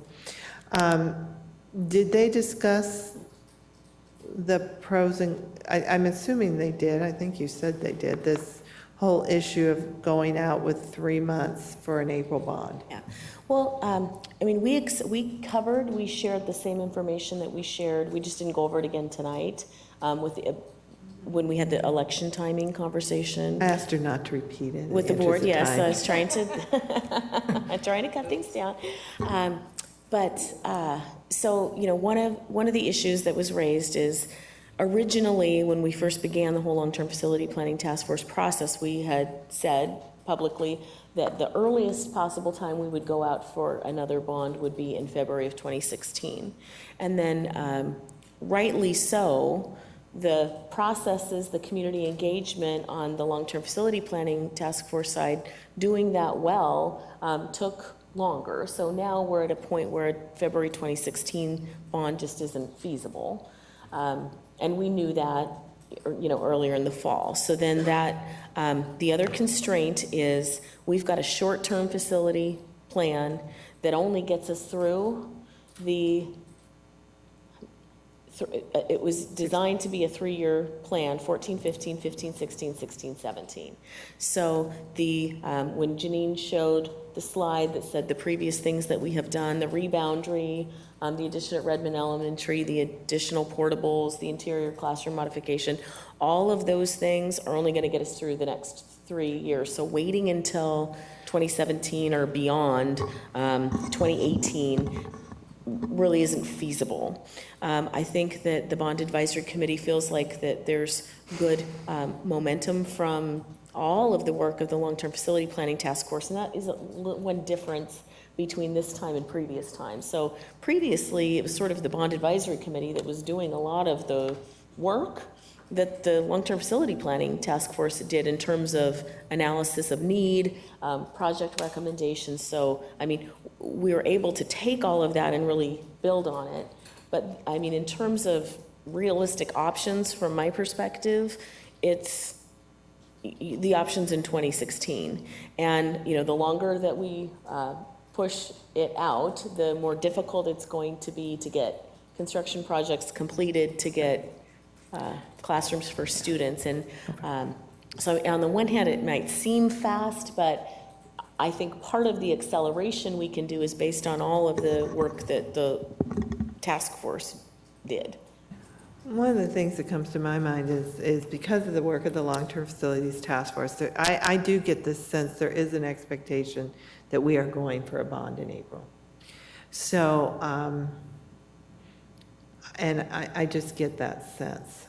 And a lot of the work has been done. Would it help if we had a study session on this on the 11th?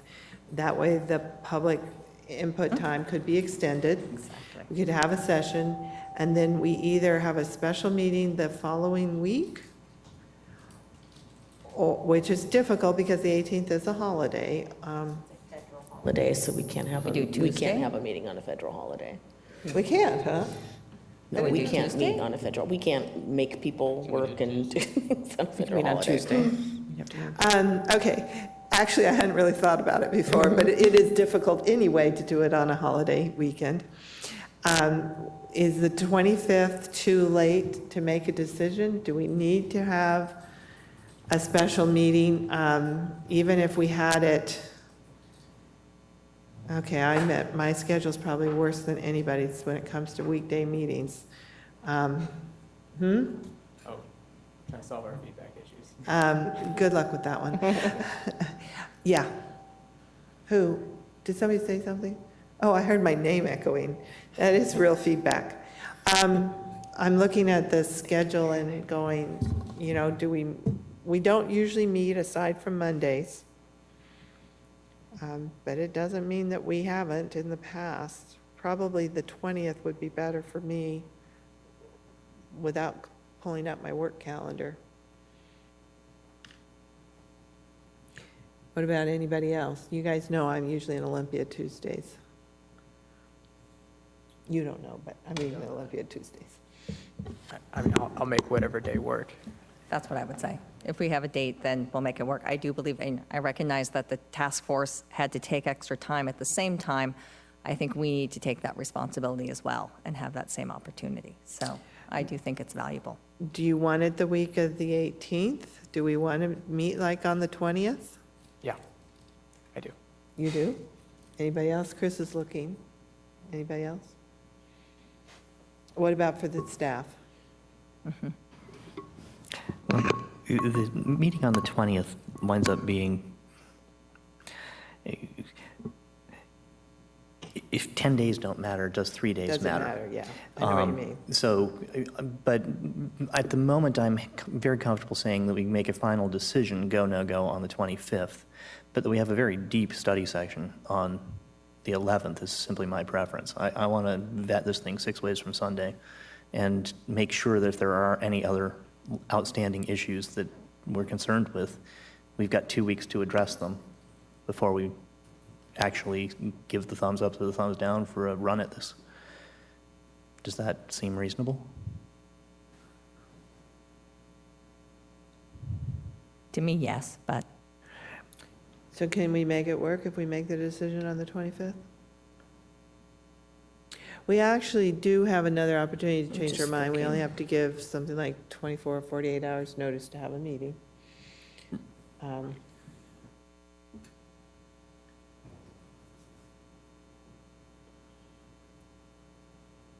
So are you suggesting we do, on that point, do the study session on January 11th, and then decide at that point whether? Basically, on January 11th, if there are major issues that we're still concerned with, that we have till the 25th to address them. And honestly, it's things like the community feedback on the draft plan through survey. We're going to get the survey out there just in time for the holidays to hit in earnest. I think that we're going to have to do a second boot of the survey starting on January 6th, so that people going back to school are, hey, by the way, take the survey, take it now, and we won't have the data by the 11th. So my gut instinct is that we won't have the feedback I need to confidently say, we're ready to go, just pedal the metal, go for it. And I think in terms of pedal the metal, whether it's the 11th or the 25th, it's the same odds of hitting 60 miles an hour by the time we get to the 26th of April. So I feel like that's the way to do this and do it appropriately, to listen to the community, make sure that they're behind us. And, you know, as far as an informational campaign goes, the informational campaign has long since begun. We're getting the news out there that, damn it, we need a bond, otherwise the kids are going to be sitting on other kids. So it's not a campaign per se that has to wait on that piece. There's the informational campaign around what the district can provide under PDC rules. Once we have said, on this date, we are running this bond measure. That piece, yes. But I'm not sure that it precludes us, that 2 weeks, from doing informational stuff about, hey, I mean, honestly, those 2 weeks I think could be very usefully put out there in terms of, here's why we can't wait till 2017. Because I didn't understand the whole quorum thing. I mean, even if we do hit 60%, if we haven't hit the quorum that's going to be set by the presidential election, it still doesn't pass. It's a catch-22 that the community information on that is very important. It's not specific to a bond. It's not specific to when we run the bond, except for what year. So I do think there's a lot we can do here in those 2 weeks. We're not going to be holding things up meaningfully while we make sure that we have listened to the community carefully. And here I'm actually kind of looking at Mark, because you've got more experience in this space. Yeah, I am concerned about the short turnaround for our campaign, but I'm also realizing that we don't really have a whole heck of a lot of choice. The fact that the long-term planning task force has been out there, there's been information out there in the public about their proceedings, about how they've been going about it. The fact that the information has been well disseminated, I think, as far as news coverage is out there. The idea of going ahead and starting your informational campaign now to remind folks of what was discussed by the planning task force, that should be ongoing right now. And to put together a campaign. Of course, we'll have, I would assume that there will be a citizens committee of some sort. That usually is, and I think if it's, well, we can't, if it's professionally run, then they'll be very successful with it, as opposed to toying with the ideas and trying to come to a decision on anything. They'll have to basically hit the ground running, as will the informational campaign. And that's why I propose that we go ahead and make sure that the information's out there and that we keep beating that drum at this point. So I just can't see us getting enough voters out in August. I would like to, if we had data that showed that mail-in ballots negated the August doldrums, I'd say go for it, but I don't see any data out there. No, like that, but It's the primary voters. I mean, it We don't seems get to good me that the participation. question on the table is, do we establish a work session in January to do this prior to doing a final? So have a two-touch on this concept as opposed to just one. So maybe a suggestion would be that we make this the study session topic on January 11th, and then at that point, decide whether the board is ready to, I mean, we could put it on the agenda and pull it from the agenda. And then if the board's not ready to do anything on January 11th, then we have the option, I think, at that point to say, do we go to January 25th or do we set up a special meeting? But I'm wondering if we do that tonight, not knowing. I mean, it could be that the board's ready to go in January, and so I would just, I mean, January 11th, no? I know with the boundary, I'm thinking of the boundary process and the issue that came up when there was a presentation. We did make a decision right then, and some of those issues, and to learn from our past, there is something when you have an issue like this, it would make sense to have 2 weeks in which for that to then be able to have that possibility. So if we are not on I do think there's an important piece for a work session. I don't feel comfortable then that evening making a decision on it. And I think, personally. I mean, and I think what we were thinking was, since we had done the, a study session, and then tonight is sort of the initial, so now, district will go out to seek feedback. I'm sure board members will hear questions and feedback. Then that would be the two-phase presentation approach, right? So it's tonight, the initial, the draft, and then the final. So, because I just think we were looking back to see how we structured things last time. I guess I'm not comfortable with it. If the input isn't coming to me until the 11th, when I get to see the community's input and then be able to put that into the whole decision-making process, I think it's valuable to have that time to be able to incorporate that decision and that discussion, and be able to go forward with that. So I'm with Chris that I'm not sure 2 weeks makes a difference. I'm happy to meet shortly after the 11th if we need to, in which to make a decision. But I'm not comfortable making that decision tonight because it doesn't give people the opportunity, nor does it give me the opportunity necessarily to process that information through. So I guess that would be my piece. Mark, and then we'll go ahead, Mark. here.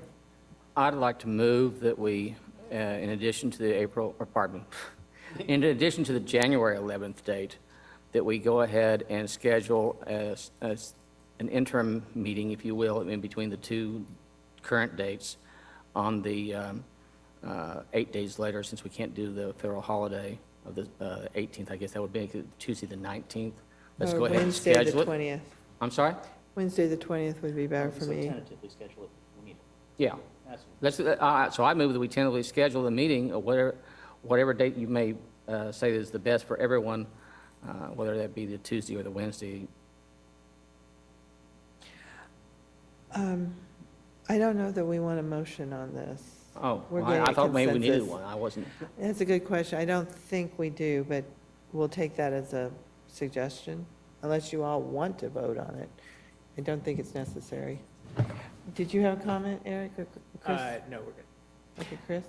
I was actually going to put something similar on there, but actually rephrasing it, that at the moment, we would plan to do the formal vote on the 25th, but that we have the option on doing it on the 11th. I like Mark's idea better, so at the moment, I think we put an interim meeting on the schedule, but we may or may not use it, depending on whether at January 11th we're confident of the results, and we've had enough time to look at them. I mean, honestly, that's the thing, is that I think in order for us to be confident in responding to community feedback, we're going to need a week looking at it. So if we get it by January 4th, that means before Christmas, you're basically done collecting it.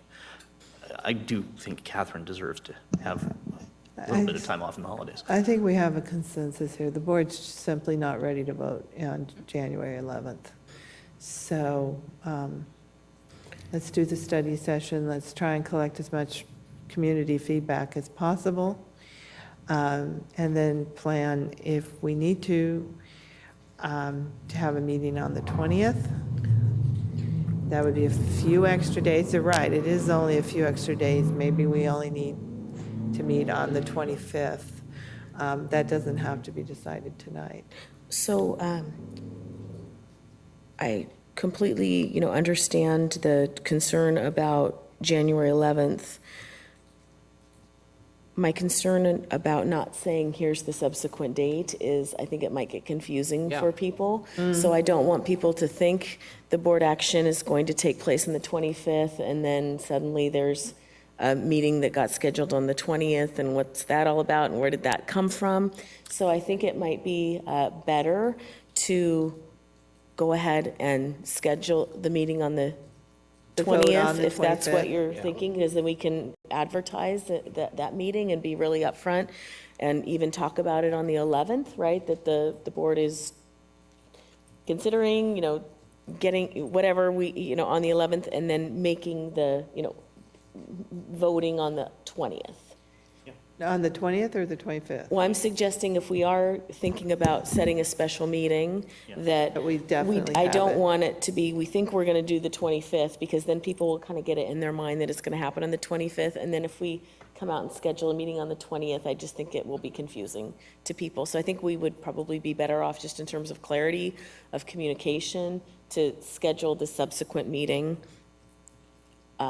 on the 20th and just make it a special meeting, one topic for that topic.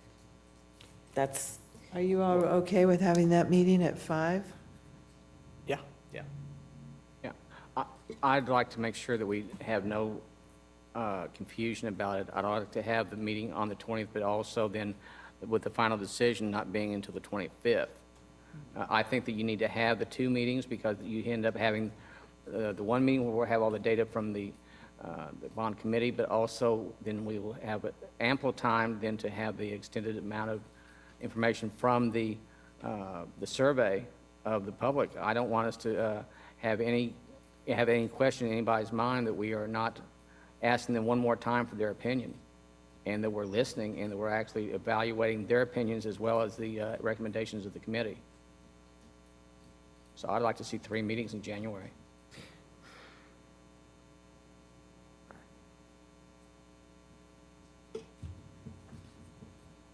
As much as I love meetings, I'm loath to suggest it, but I think that it's necessary at this point. Do it right this time. I didn't quite follow. What, the third meeting is when you're proposing that we would vote on the third meeting? Is that? Yes. Okay, and the second meeting was for what purpose? Make sure we have all the information that, to divide up the information that we're be given. If we're not comfortable with the 11th being able to get everything together, especially with the survey of the public, that additional time to be able to have that kind of input from the public, especially those that may not have, when you're running your survey, if you're running your survey after the first of the year and you're wanting to have 2 weeks of time to have the survey books open, I certainly wouldn't try to run it around the holidays or the New Year's Well, Eve. we can open it as soon as they have it ready. That isn't the issue. It's more of an issue when we close it. When we close it, yeah. And I'd like to see that we the public have the information of the 11th really to also consider for their survey. Well, and so here, my thinking was that by the 11th, we probably can have quite literally the first draft of the survey is done, that we've got that information. The thing is that we haven't had a week to sit on it, think about it, and be comfortable with what we're hearing from it. It didn't arrive on the 4th. If we're comfortable, so I think that we'll have all the public feedback data I'm hoping to have by the 11th. What I'm really trying to do is I'm trying to set a breaker or a time delay such that if there's any homework that we need the administration to do after the 11th, we see it, we're reacting to it, and here's a piece where anything we're asking for more, that we've actually put the time in place now, that it's budgeted in. I don't know that I need another meeting on the 20th for that, because I anticipate all the first pass data. It's really just the reactive data to, here's things that we've seen, and here's a little bit of homework we want you to go do. Fill in this blank for us, tell us what that meant. And then by the 25th, I'm going to be fairly comfortable. I'm not sure I need another formal meeting to chew it over. On the 25th, I'm just hoping that we can have addressed through board briefs and or other mechanisms that we've got any homework we asked to be done has been done, and we can come on the 25th and say confidently, yeah, there's nothing else we could ask for. We've heard everything. This is our decision. The other point of having the interim meeting between the two dates would be to be able to have, actually to invite public comment, aside from the survey, but actually invite the public to come in, give their 3 minutes apiece, and really to basically be able to listen to people in person, as opposed to a survey. I love surveys as much as the next person, but I think that having the face-to-face time with any members of the public that want to have one last shot at giving their opinions on it to be heard, and to be heard across the internet. Which I think is a great point, and I really do want to ask this question. So on the 11th, one of the things we would, as presently framed, we would be seeing the actual formal proposal of what the language looks like, yes? Is that the first time we and the public see that formal language? If it is, I'm totally down with you, Mark, that we need to have people have the opportunity to react to that language in a public format. Yeah, that's why I'd really like to have their ability to have feedback. In addition to the survey will not be out in time to the January 11th data or the actual plan itself. It'll just be in general terms of, do you support this, X, Y, or Z? Do you agree? One thing could I clarify something? So, public comment is always part of the regular board meeting agenda, so people can, come and make public comment. The board does not hold a public hearing for a measure. So, and I'm not suggesting that you were. I just want to make sure everybody understands that, because there is a difference between the regular public comment period and just how the board conducts regular business, and then what needs to happen around a ballot measure. And there has been confusion in the community in the past about whether or not there's a public hearing, and it's not there is not a public hearing that occurs around a ballot measure. Public comment, but based on what the board's comment. saying at this point, it seems like maybe the best solution is just to have the initial presentation on January 11th, and then have the final presentation recommendation on January 25th. I'm afraid now at this point, because I think that meets everybody's interests in terms of not taking action the same night that something's being considered. We could have a study session that evening prior, if you want the January 25th study session to be, and of course we'd be in communication with the board in the interim, just like board receives materials ahead of time and so forth. But I'm just kind of now worried about the extra meeting and I'm worried about some confusion, maybe about what that extra meeting is. And maybe I'm just confused, so. Well, actually, here's an interesting idea. So on the 11th, usually before we do board business, the presentation to us will be happening in the formal board meeting, right? Or is it a study session No, on the 11th? it's going to be a study session. It's a study session? And then there'll be Okay. a meeting, and there will be public comment time at that meeting. Because if we're seeing this during the study session, this is a study session I would very much like to invite the public to. And we can Absolutely, treat we can that do that. as and that immediately after they have a public comment period, they can react to it rapidly. We will be having our first reactions to it as well. But then that allows the public, if they've been here for that study session, and I would really like to broadcast the pictures so that people just can see that then that gives them the opportunity to give us feedback by email, which in many ways is, it's a studied way. You have the time to think about it and get what you need to say down and say, here's when we would like to get any final feedback from you by, without holding necessarily an extra in-person meeting. My concern was the criticism we took previous time, that basically we were taking public comment and voting the same night. Yes, right. And I do not want to see that happen again, because I don't want to chastise for it again. Because to be quite frank, you're not giving them fair hearing, if you will, or a fair shake to hear them for 3 minutes or 4 minutes, 30 minutes worth of comment time. I'm sorry, that's what I was trying to say. And then all of a sudden voting in 20 minutes later. Right. Yeah. Okay, so here's what I'd like to suggest. Just to clarify, I think Mark is speaking about the boundary process versus the previous bond process. Yeah, I'm sorry, that it was the boundary process, and it did, if we all recall, it led to some really hurt or ill feelings towards the district, the board, and the process. And the fact that we built up such very good rapport with the community over this long-term planning process, I don't want to squander that. Okay, so here's my suggestion. We will have a study session on the 11th on this issue. It will be advertised. The public is always invited to our study sessions. We will have our regular board meeting. We will plan on a long public comment time, 30 minutes at least, on this subject. We'll adjust the agenda accordingly. Yep. And we will have the final presentation and vote for the bond proposal, if that's what we end up doing, on the 25th.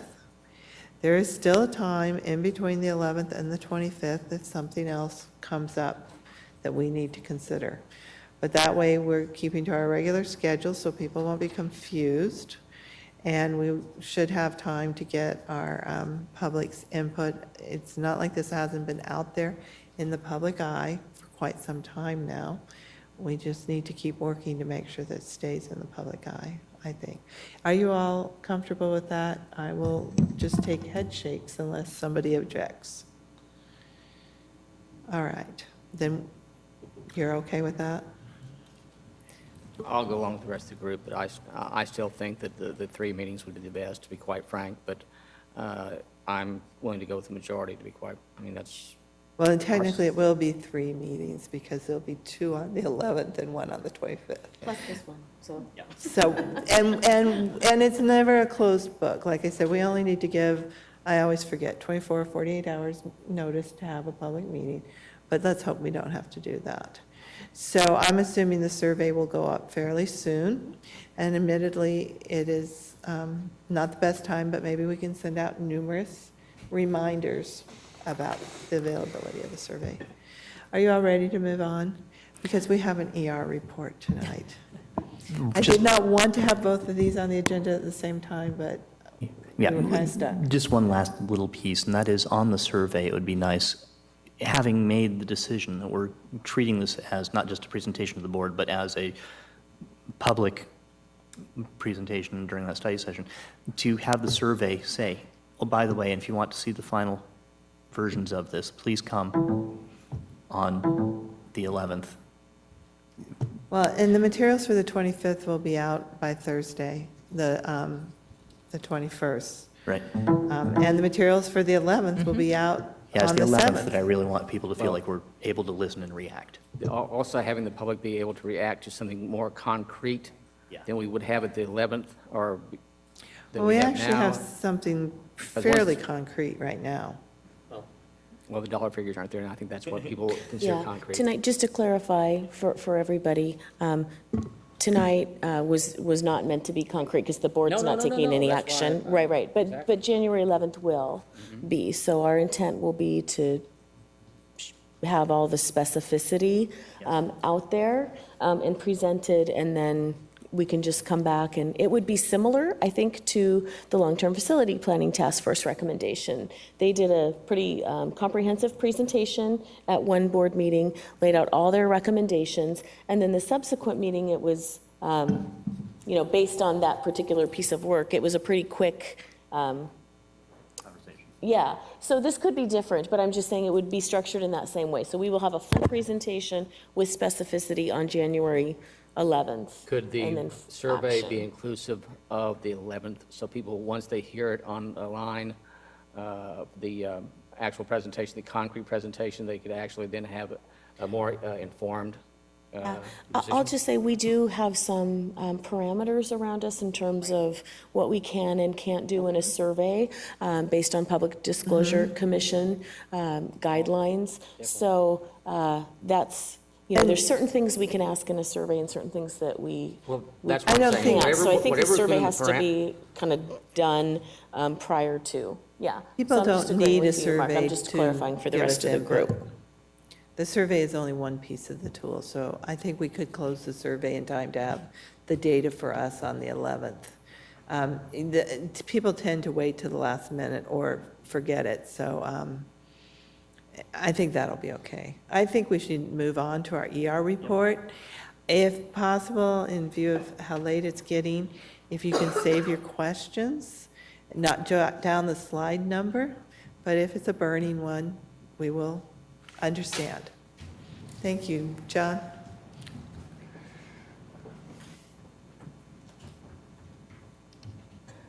So overall, as you know, our end results reports report progress toward how we're accomplishing our mission and vision for student, and they follow the guidelines that are established in governance process. Much of that we covered in tonight's study session. So we're going to get right into the presentation.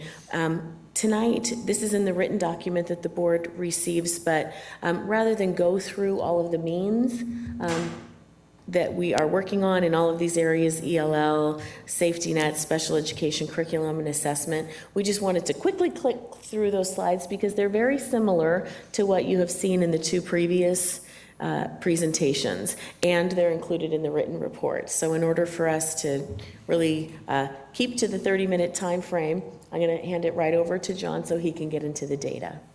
And if you didn't get a chance to look at them, a lot of the summary and next steps is towards the end anyway, right? That's how I read it. So we'll have a lot of discussion on where we go with the data at the end. So tonight, our presentation outline, we'll look at our student learning milestones and our achievement data, look at our demographic and non-demographic comparisons, and again, look at our programs. So I think just our data reflection around our overall achievement, our students continue to achieve at high levels.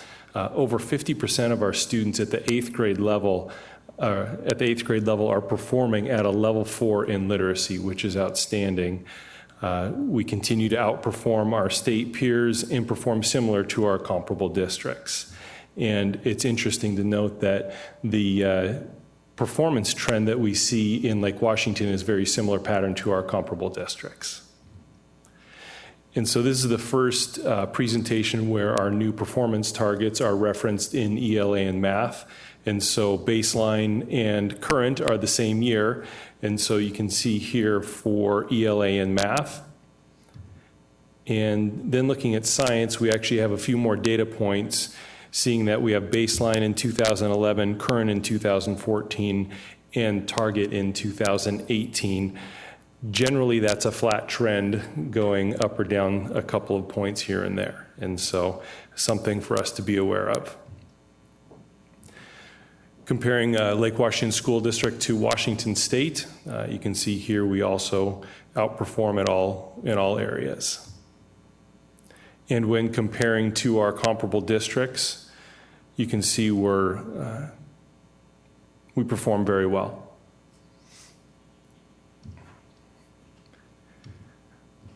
Looking at our demographic groups, again, like in our other prior presentations, low income and Hispanic Latino students, we have performance gaps in ELA, math, and science.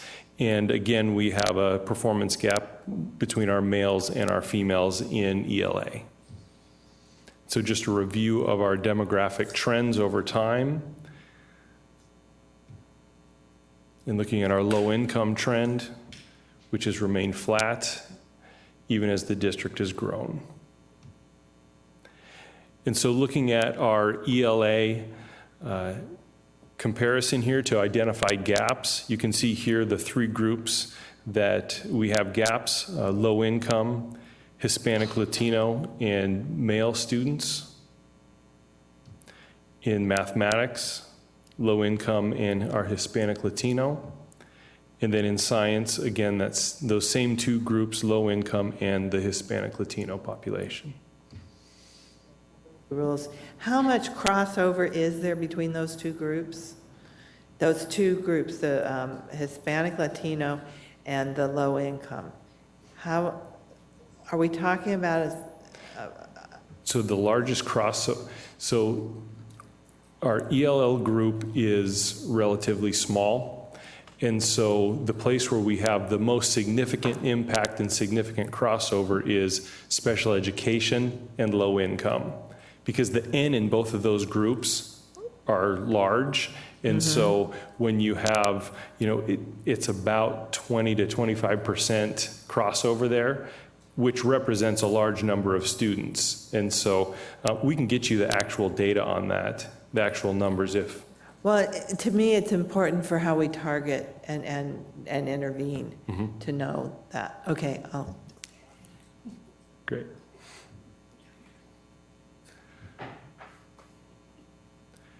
Another way to look at this, on this slide is thinking about of the overall percent of students that aren't meeting standard. Our low income group represents 39% of the overall population of students not meeting standard in ELA, 33% in math, and 40% in science. And so here you can see our non-low income group and our low income group and the significant performance gaps in ELA, math, and science. And when comparing to our comparable districts, similar to our fifth grade report, our intermediate report, in literacy and science, we perform similar or higher, and then in math, we actually perform lower. And looking at our Hispanic Latino population, again, we perform similar in literacy and science, and again, you'll see that we actually perform similar in math as well. So you can see here the performance gaps. And then same pattern in ELA and science, and then math being the lower of the three.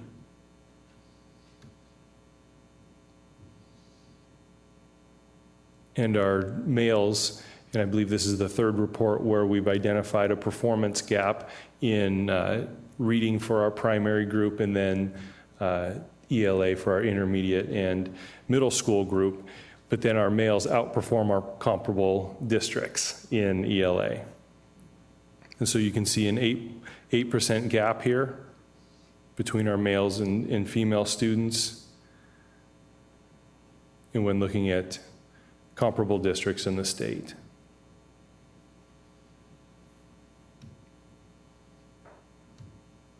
Okay, looking at our programs, you can see the trend over time for our special education and ELL populations, with special education going up about 2% over this 10-year period, and ELL increasing 5% over this time period. Start by looking at our safety net group. Of note, 60% of our safety net students at the 8th grade level were proficient or higher in literacy, which, knowing these are students that are identified as needing remediation, saw that as a positive.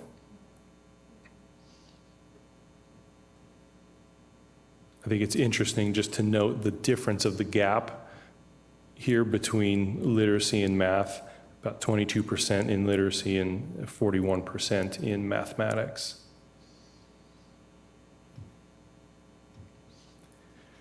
In our ELL group, and so, the pattern we've looked at over the last couple of years is how does our ELL group perform compared to our comparable districts, knowing that there's some of our comparable districts that have had a pattern of success. And so, again, in the 8th grade report, middle school report, we actually are performing lower. And so, pretty significant gaps here between our non-ELL students and our ELL students at the middle level. Knowing that when students are qualifying for ELL services at the middle school level and then at the high school level, that means that they're going to be significantly behind their peers in language acquisition, academic language, vocabulary, things like that. But when we look at the comparison between our neighboring districts and even the state in some of these instances, it does cause us just to pause and think about what's occurring in our neighboring districts for students that are qualifying in a similar manner using the same statewide assessment, the WELPA, for qualification. And so it's important for us to pay attention to this information. And then our highly capable group, needless to say, they perform very well on state assessments. And looking at our Section 504 students, our students at the middle level are performing quite well compared to their peers, and then outperform their peers in neighboring districts in all categories.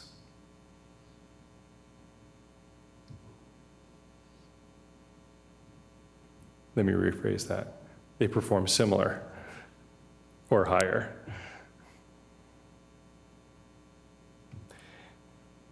And looking at our special education group.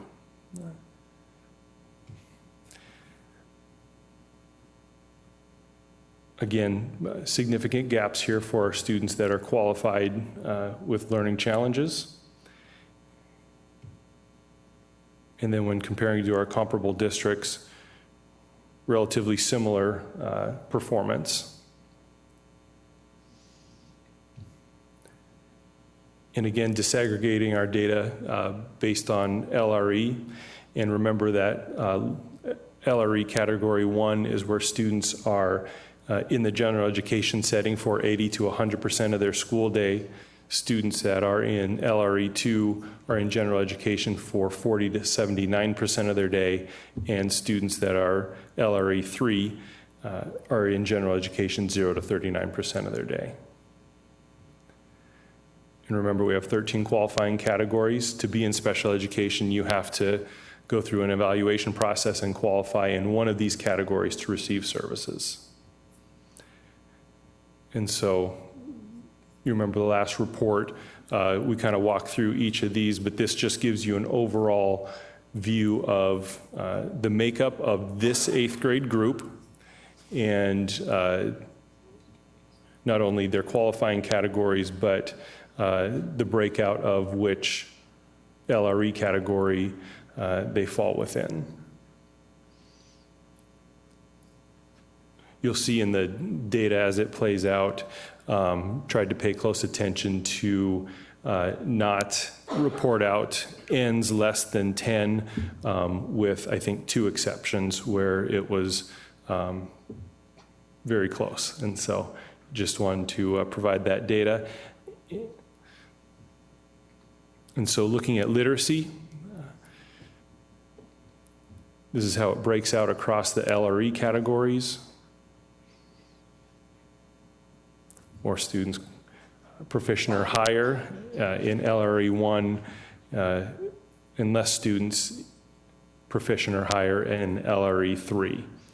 And again, I just want to note that most students in LRE 3 are taking the state assessment called the WA-AIM, and with the changes in expectations and requirements, it is now all in relation to the standards, and there's very strict requirements for the assessments and the proficiency levels that students need to attain to be able to pass the WA-AIM.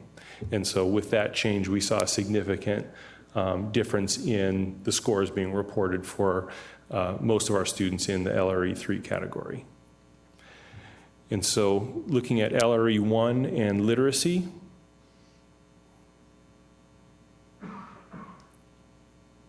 and if I remember correctly, I don't have the exact numbers, but the percentage of students is higher in specific learning disability is still high, but there's more health impairment qualifications for our 8th grade students than our 5th grade students that we reviewed last meeting. Looking at LRE 2,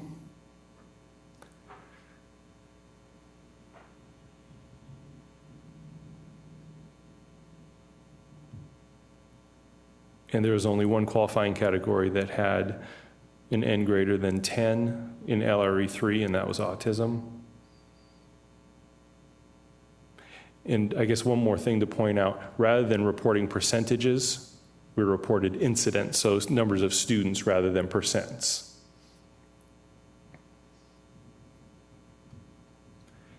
And moving into math,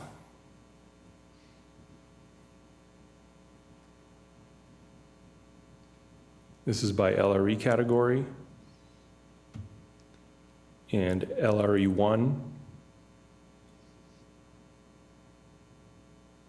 I think the things I noticed about the math data is that, you know, many more students in the level 1 and level 2 in all of these categories.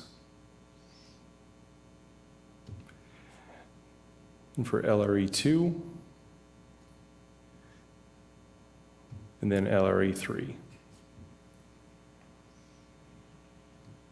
And then looking at science. Again, it's a much more similar breakout like we had in literacy for the performance. Looking at LRE 1 for science.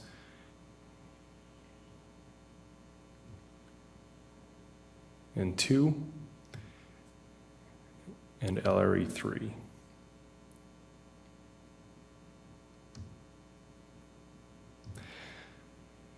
So that concludes ER 2-3 middle school, and in January we'll have the ER 2-3 senior high presentation, as well as a small portion of ER 1, which will be the graduation rate report. And then we'll have ER 1, the remainder of ER 1 presented in March. But in the actual ER report, not the slide deck, you did talk at the end about impacts and next steps, didn't you? Am I remembering right? What we've attempted to build into the last part of the ER report is the instructional program focus, to try to make some of the connections between the ends and the means. And then that's what we have been leading with in the PowerPoint presentation. And that's the part that we skipped through really quickly tonight, because there's so many similarities between what you've seen previously and what you saw tonight. And then it also, the written report also makes connections to the SIT process, which you heard about during study session. Okay, questions and comments? Who's going first? Chris, go ahead. No, it's Siri's turn. All right. Slide 44 on the ELL. Back there, my sense from 5th grade was that the gap wasn't as large as it is in 8th grade for ELL students, and I'm wondering if that's an accurate recollection or not. Because I know kids in ELL do transition out of the system. These are older children who are trying to acquire a language at the same time as being evaluated against nearly high school level material. So is this really a bigger gap, and how do these kids do after they exit the ELL program? So I'm not sure exactly about your question about, is this a bigger gap? Numbers-wise, yes, it's a larger gap. Some of the factors around the gap being larger are students that are scoring a level 1, 2, or 3 on the WELPA. At the middle school level, you think about that in the differential as they go through, their school years. At the 1st grade level, that gap between, WELPA levels and grade level standards is going to be smaller than at the 8th grade. Right. And I guess that gets at, that's my intuition. At the same time, I'm kind of wondering, for these kids, are we doing them a favor by keeping them moving forward with their age cohort rather than getting them up to speed on English and then moving them forward on the material? I mean, this is where I think it might be interesting to have, I had the same question, knowing that exactly what you said. They come in and being able to hit those standards when you're still working to gain the English, but the question wouldn't necessarily be how to do it. The question would be, here's the issue, so what are ways in which the district can then go about resolving that in the way in which it's done? If it's through a bilingual education, if it's through focusing on, whatever, but it does seem something of, is there a way to look at that in a different fashion with that gap? Because that's exactly it. Maybe we could provide a report to the board on, there's 2 different data points that we could report on separately. One is the numbers of students transitioning, that is achieving a WELPA score of a 4 and moving out of ELL services. And so we have data for all of our schools and programs around that. But there's also WELPA growth scores, that even when students remain in ELL services, how many of our students are actually growing towards that WELPA level 4.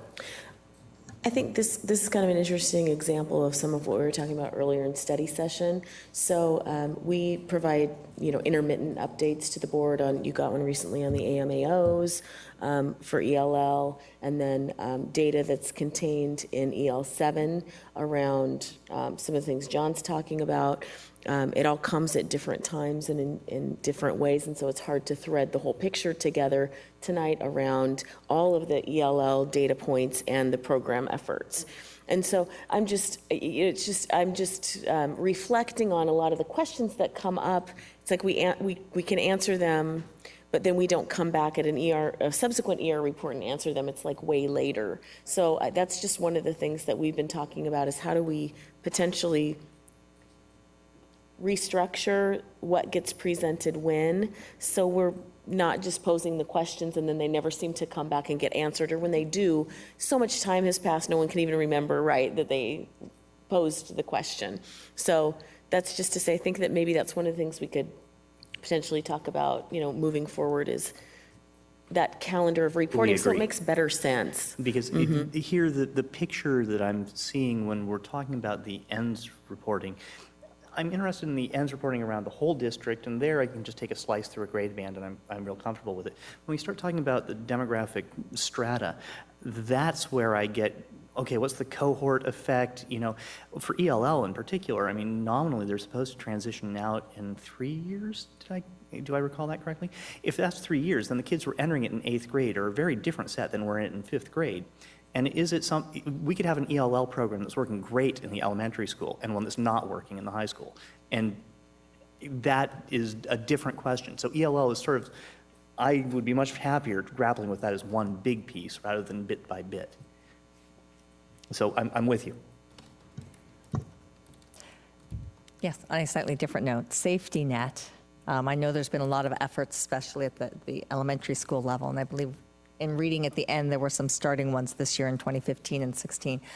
But knowing that that safety net, the goal is to accelerate their learning so that at the end of the year, they are at standard, because often you qualify for safety net because you are not at standard on these assessments.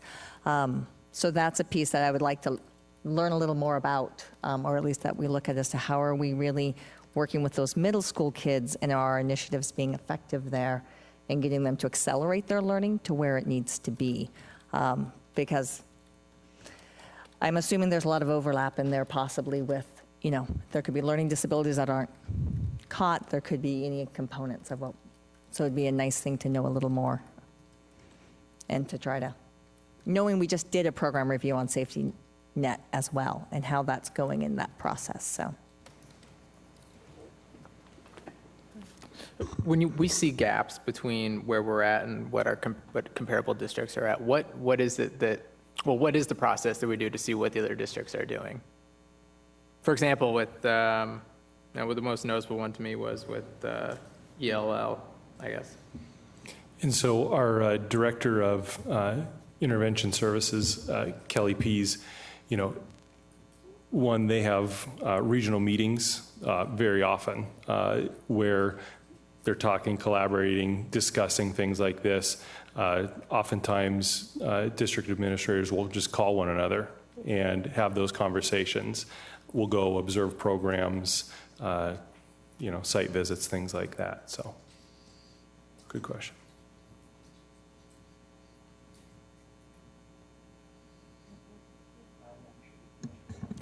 I had one other one. Math. When I look at the math scores in comparison, we seem to do very well with ELA, with that, as well as science, but then with math, for whatever reason, we're down. I believe that was true in 5th grade. I'd have to go back and look. So it's a piece that I'm intrigued and would like to have a better idea as to why that is the case, that we are not performing it better. And I know we're in a math adoption curriculum for middle school, so there's lots of different things, but we did adopt in elementary school. So those are the components of another question I'll throw at you. Go ahead. No, that was it. Oh, that was it? Okay. Mark, did you have any? No. Okay. Okay, that's it? All right. Thank you, John. Thanks for rushing through for us. But there'll be some other discussion in the future, and I like Siri's proposal. Tracy. Tracy's proposal. Yeah. All right. Thank you very much. I apologize, but can I just ask one clarifying question, because I want to make sure I know what Siri, are you looking at the overall 8th grade math scores or a particular group? Overall 8th grade math scores in comparison to the other school districts, if I remember correctly. Because on that one, I think if I'm looking at the right one, it's Lake Washington 72%, Bellevue and Issaquah 74%, North Shore 68%, Washington State 46%. Okay, it might be a demographic group. I'll have to go look. That's what I wanted to make sure. Am I looking at that differently? So the last two reports, both intermediate and middle school, our overall math achievement is generally similar to our comparable districts, but it's in every program or demographic group. Our math score is either lower or significantly lower than our comparable districts. So there we go. He remembered what I was talking about. Okay. Superintendent's report? I'm happy to share that, knowing that we'd have the time issues, I decided to sort of wrap superintendent's report together with the initial report of the of our long-term funding strategy. The only other thing that I did want to highlight was the news that Jennifer Jarda shared this evening about Redmond Elementary earning a School of Distinction award. So this literally came into our inboxes this afternoon. So I'm reading from my email here. They notified us that Redmond Elementary has been named a 2015 School of Distinction. School of Distinction Award is the only one in the state that currently focuses on improvement in reading, ELA, and math sustained over a 5-year period. Achieving this award requires continued intentional effort from leaders and staff members. It's truly an award that recognizes the accomplishments of a dedicated and focused group of adults doing their best work for their students over several years. This is the award that the Center for Educational Effectiveness began awarding schools for improvement. So if you recall, they showed a slide with both an achievement award from 2014 and a School of Distinction award over this year as well as several previous years. So I just wanted to share a little bit more of the detail, and congratulations to Redmond Elementary. And I think it was really a fun bonus that they received word of their award on the night that they were presenting to the board. Thank you. That's it for now? All right. Ledge update, Siri? Okay, very quickly. The Every Student Succeeds Act, which is the reauthorization of the Elementary and Secondary Education Act, ESA. It has passed so it came out of committee, and it has now passed the House of Representatives, and it will be voted on tomorrow in the Senate. And it is supported by President Obama, so should be signed. So that is a good benefit for our districts here, because it will be able to provide back some of the state control as opposed to the federal. It will lessen some of the issues that are around there. So that's a good thing. So if you have time tonight, drop a quick email to your senator. We think both of them are going to vote for it. Absolutely. Tell them thank you for voting would be great, because it's been a lot of work in order to get the bipartisan work to get this through and to really resolve at least make better some of the issues that were created with No Child Left Behind. So it's kind of an exciting time. It will be so nice to have Nickel be gone. It will be so nice. That's it? Thank you. And you're in the middle of having ledge meetings. Yes. Which board members are invited to attend as they can. That thank you email, I think, should be the work they've done on the reaching across the aisles as opposed to just their vote, because to be quite frank, the vote is after the fact. All the heavy lifting has been getting everyone together to think of one mind. Yep. Thank you. Okay, board follow-up. Anything you want us to follow up on that hasn't already been mentioned tonight? So the only one the Chinese kids, that's important to me. If we're going to offer a language, 2 years isn't enough to get to fluent in any language. I would very much like to see us try and support that till that language program's off the ground. Yeah, can you let us know? I know it's got some staffing challenges, so. Yeah, I will And I know definitely follow up on that. we've faced that issue before, and we've been able to come up with creative solutions, so let us know. Look at some alternative solutions, including the idea of just keeping the class. Yeah, I will look into the issue and follow up. If you could I know we also added ASL, American Sign Language, and some other ones, so it'd be good just to sort of do a review across of sort of where those languages are. Outstanding still to deal with. Because that was all those new ones coming on. I think she's talking about the world language course, though, versus the C. Well, we have both. Right, I'm speaking about American Sign Language being done for kids to learn a language. I haven't seen any special follow-up ed. on it. Have I missed it? No. Okay, we're still waiting. Yeah, there were some other board follow-up issues that I have here that I wanted to just let you know where they are in progress, if I could find my piece of paper. One was the issue that Mark raised about ASL and C. Mm-hmm. And so I am in the process of getting some information on that. Another one was the social media policy and that whole piece, and so that's in the works as well. So sometimes these things, take a little bit of time to dig into and move forward on. But I have my pieces of paper, and I brought them with me specifically. Here they are. So you could know that these things are still in the works. We talked about some of the future agenda items during the study session. So I think those two things are pending. Last time the board mentioned student voice and linkages. Some of those things were discussed at the study session. Potential for January, although now we need to rethink our January study sessions a bit based on the conversation earlier. So those things are in the works, and then I've got the follow-up on the item that came forward tonight. And don't forget to send us ideas and requests for study sessions. Chris already has, of course, but and I'll send out a reminder at some point. Anything else for board follow-up for now? All right, future agenda items, frankly, what's the difference between these two sometimes? We can discuss this too. Debrief, any comments on the meeting tonight? I take that as a no. Only comment, Nancy, you continue to be a master of the gavel. Keep it up. Oh, you're very welcome. I'll try, and it's different. Board member comments? Any board member comments? Eric? Yep. I just wanted to thank everyone for being so welcoming. I feel like I've been, what's the saying, drinking water of a fire hose, but it's been very, very, very, very helpful that staff and everyone else on the board has been so willing to suffer through my very remedial questions. So thank you. Well, keep them up, because that's how we learn and build a team. I'm just glad I'm not the freshman anymore. Thank you. You only had to wait 2 years. Anybody else for comments? I have one. If you want to look at this is called Learning by Design, the premier source for education design, innovation, and excellence.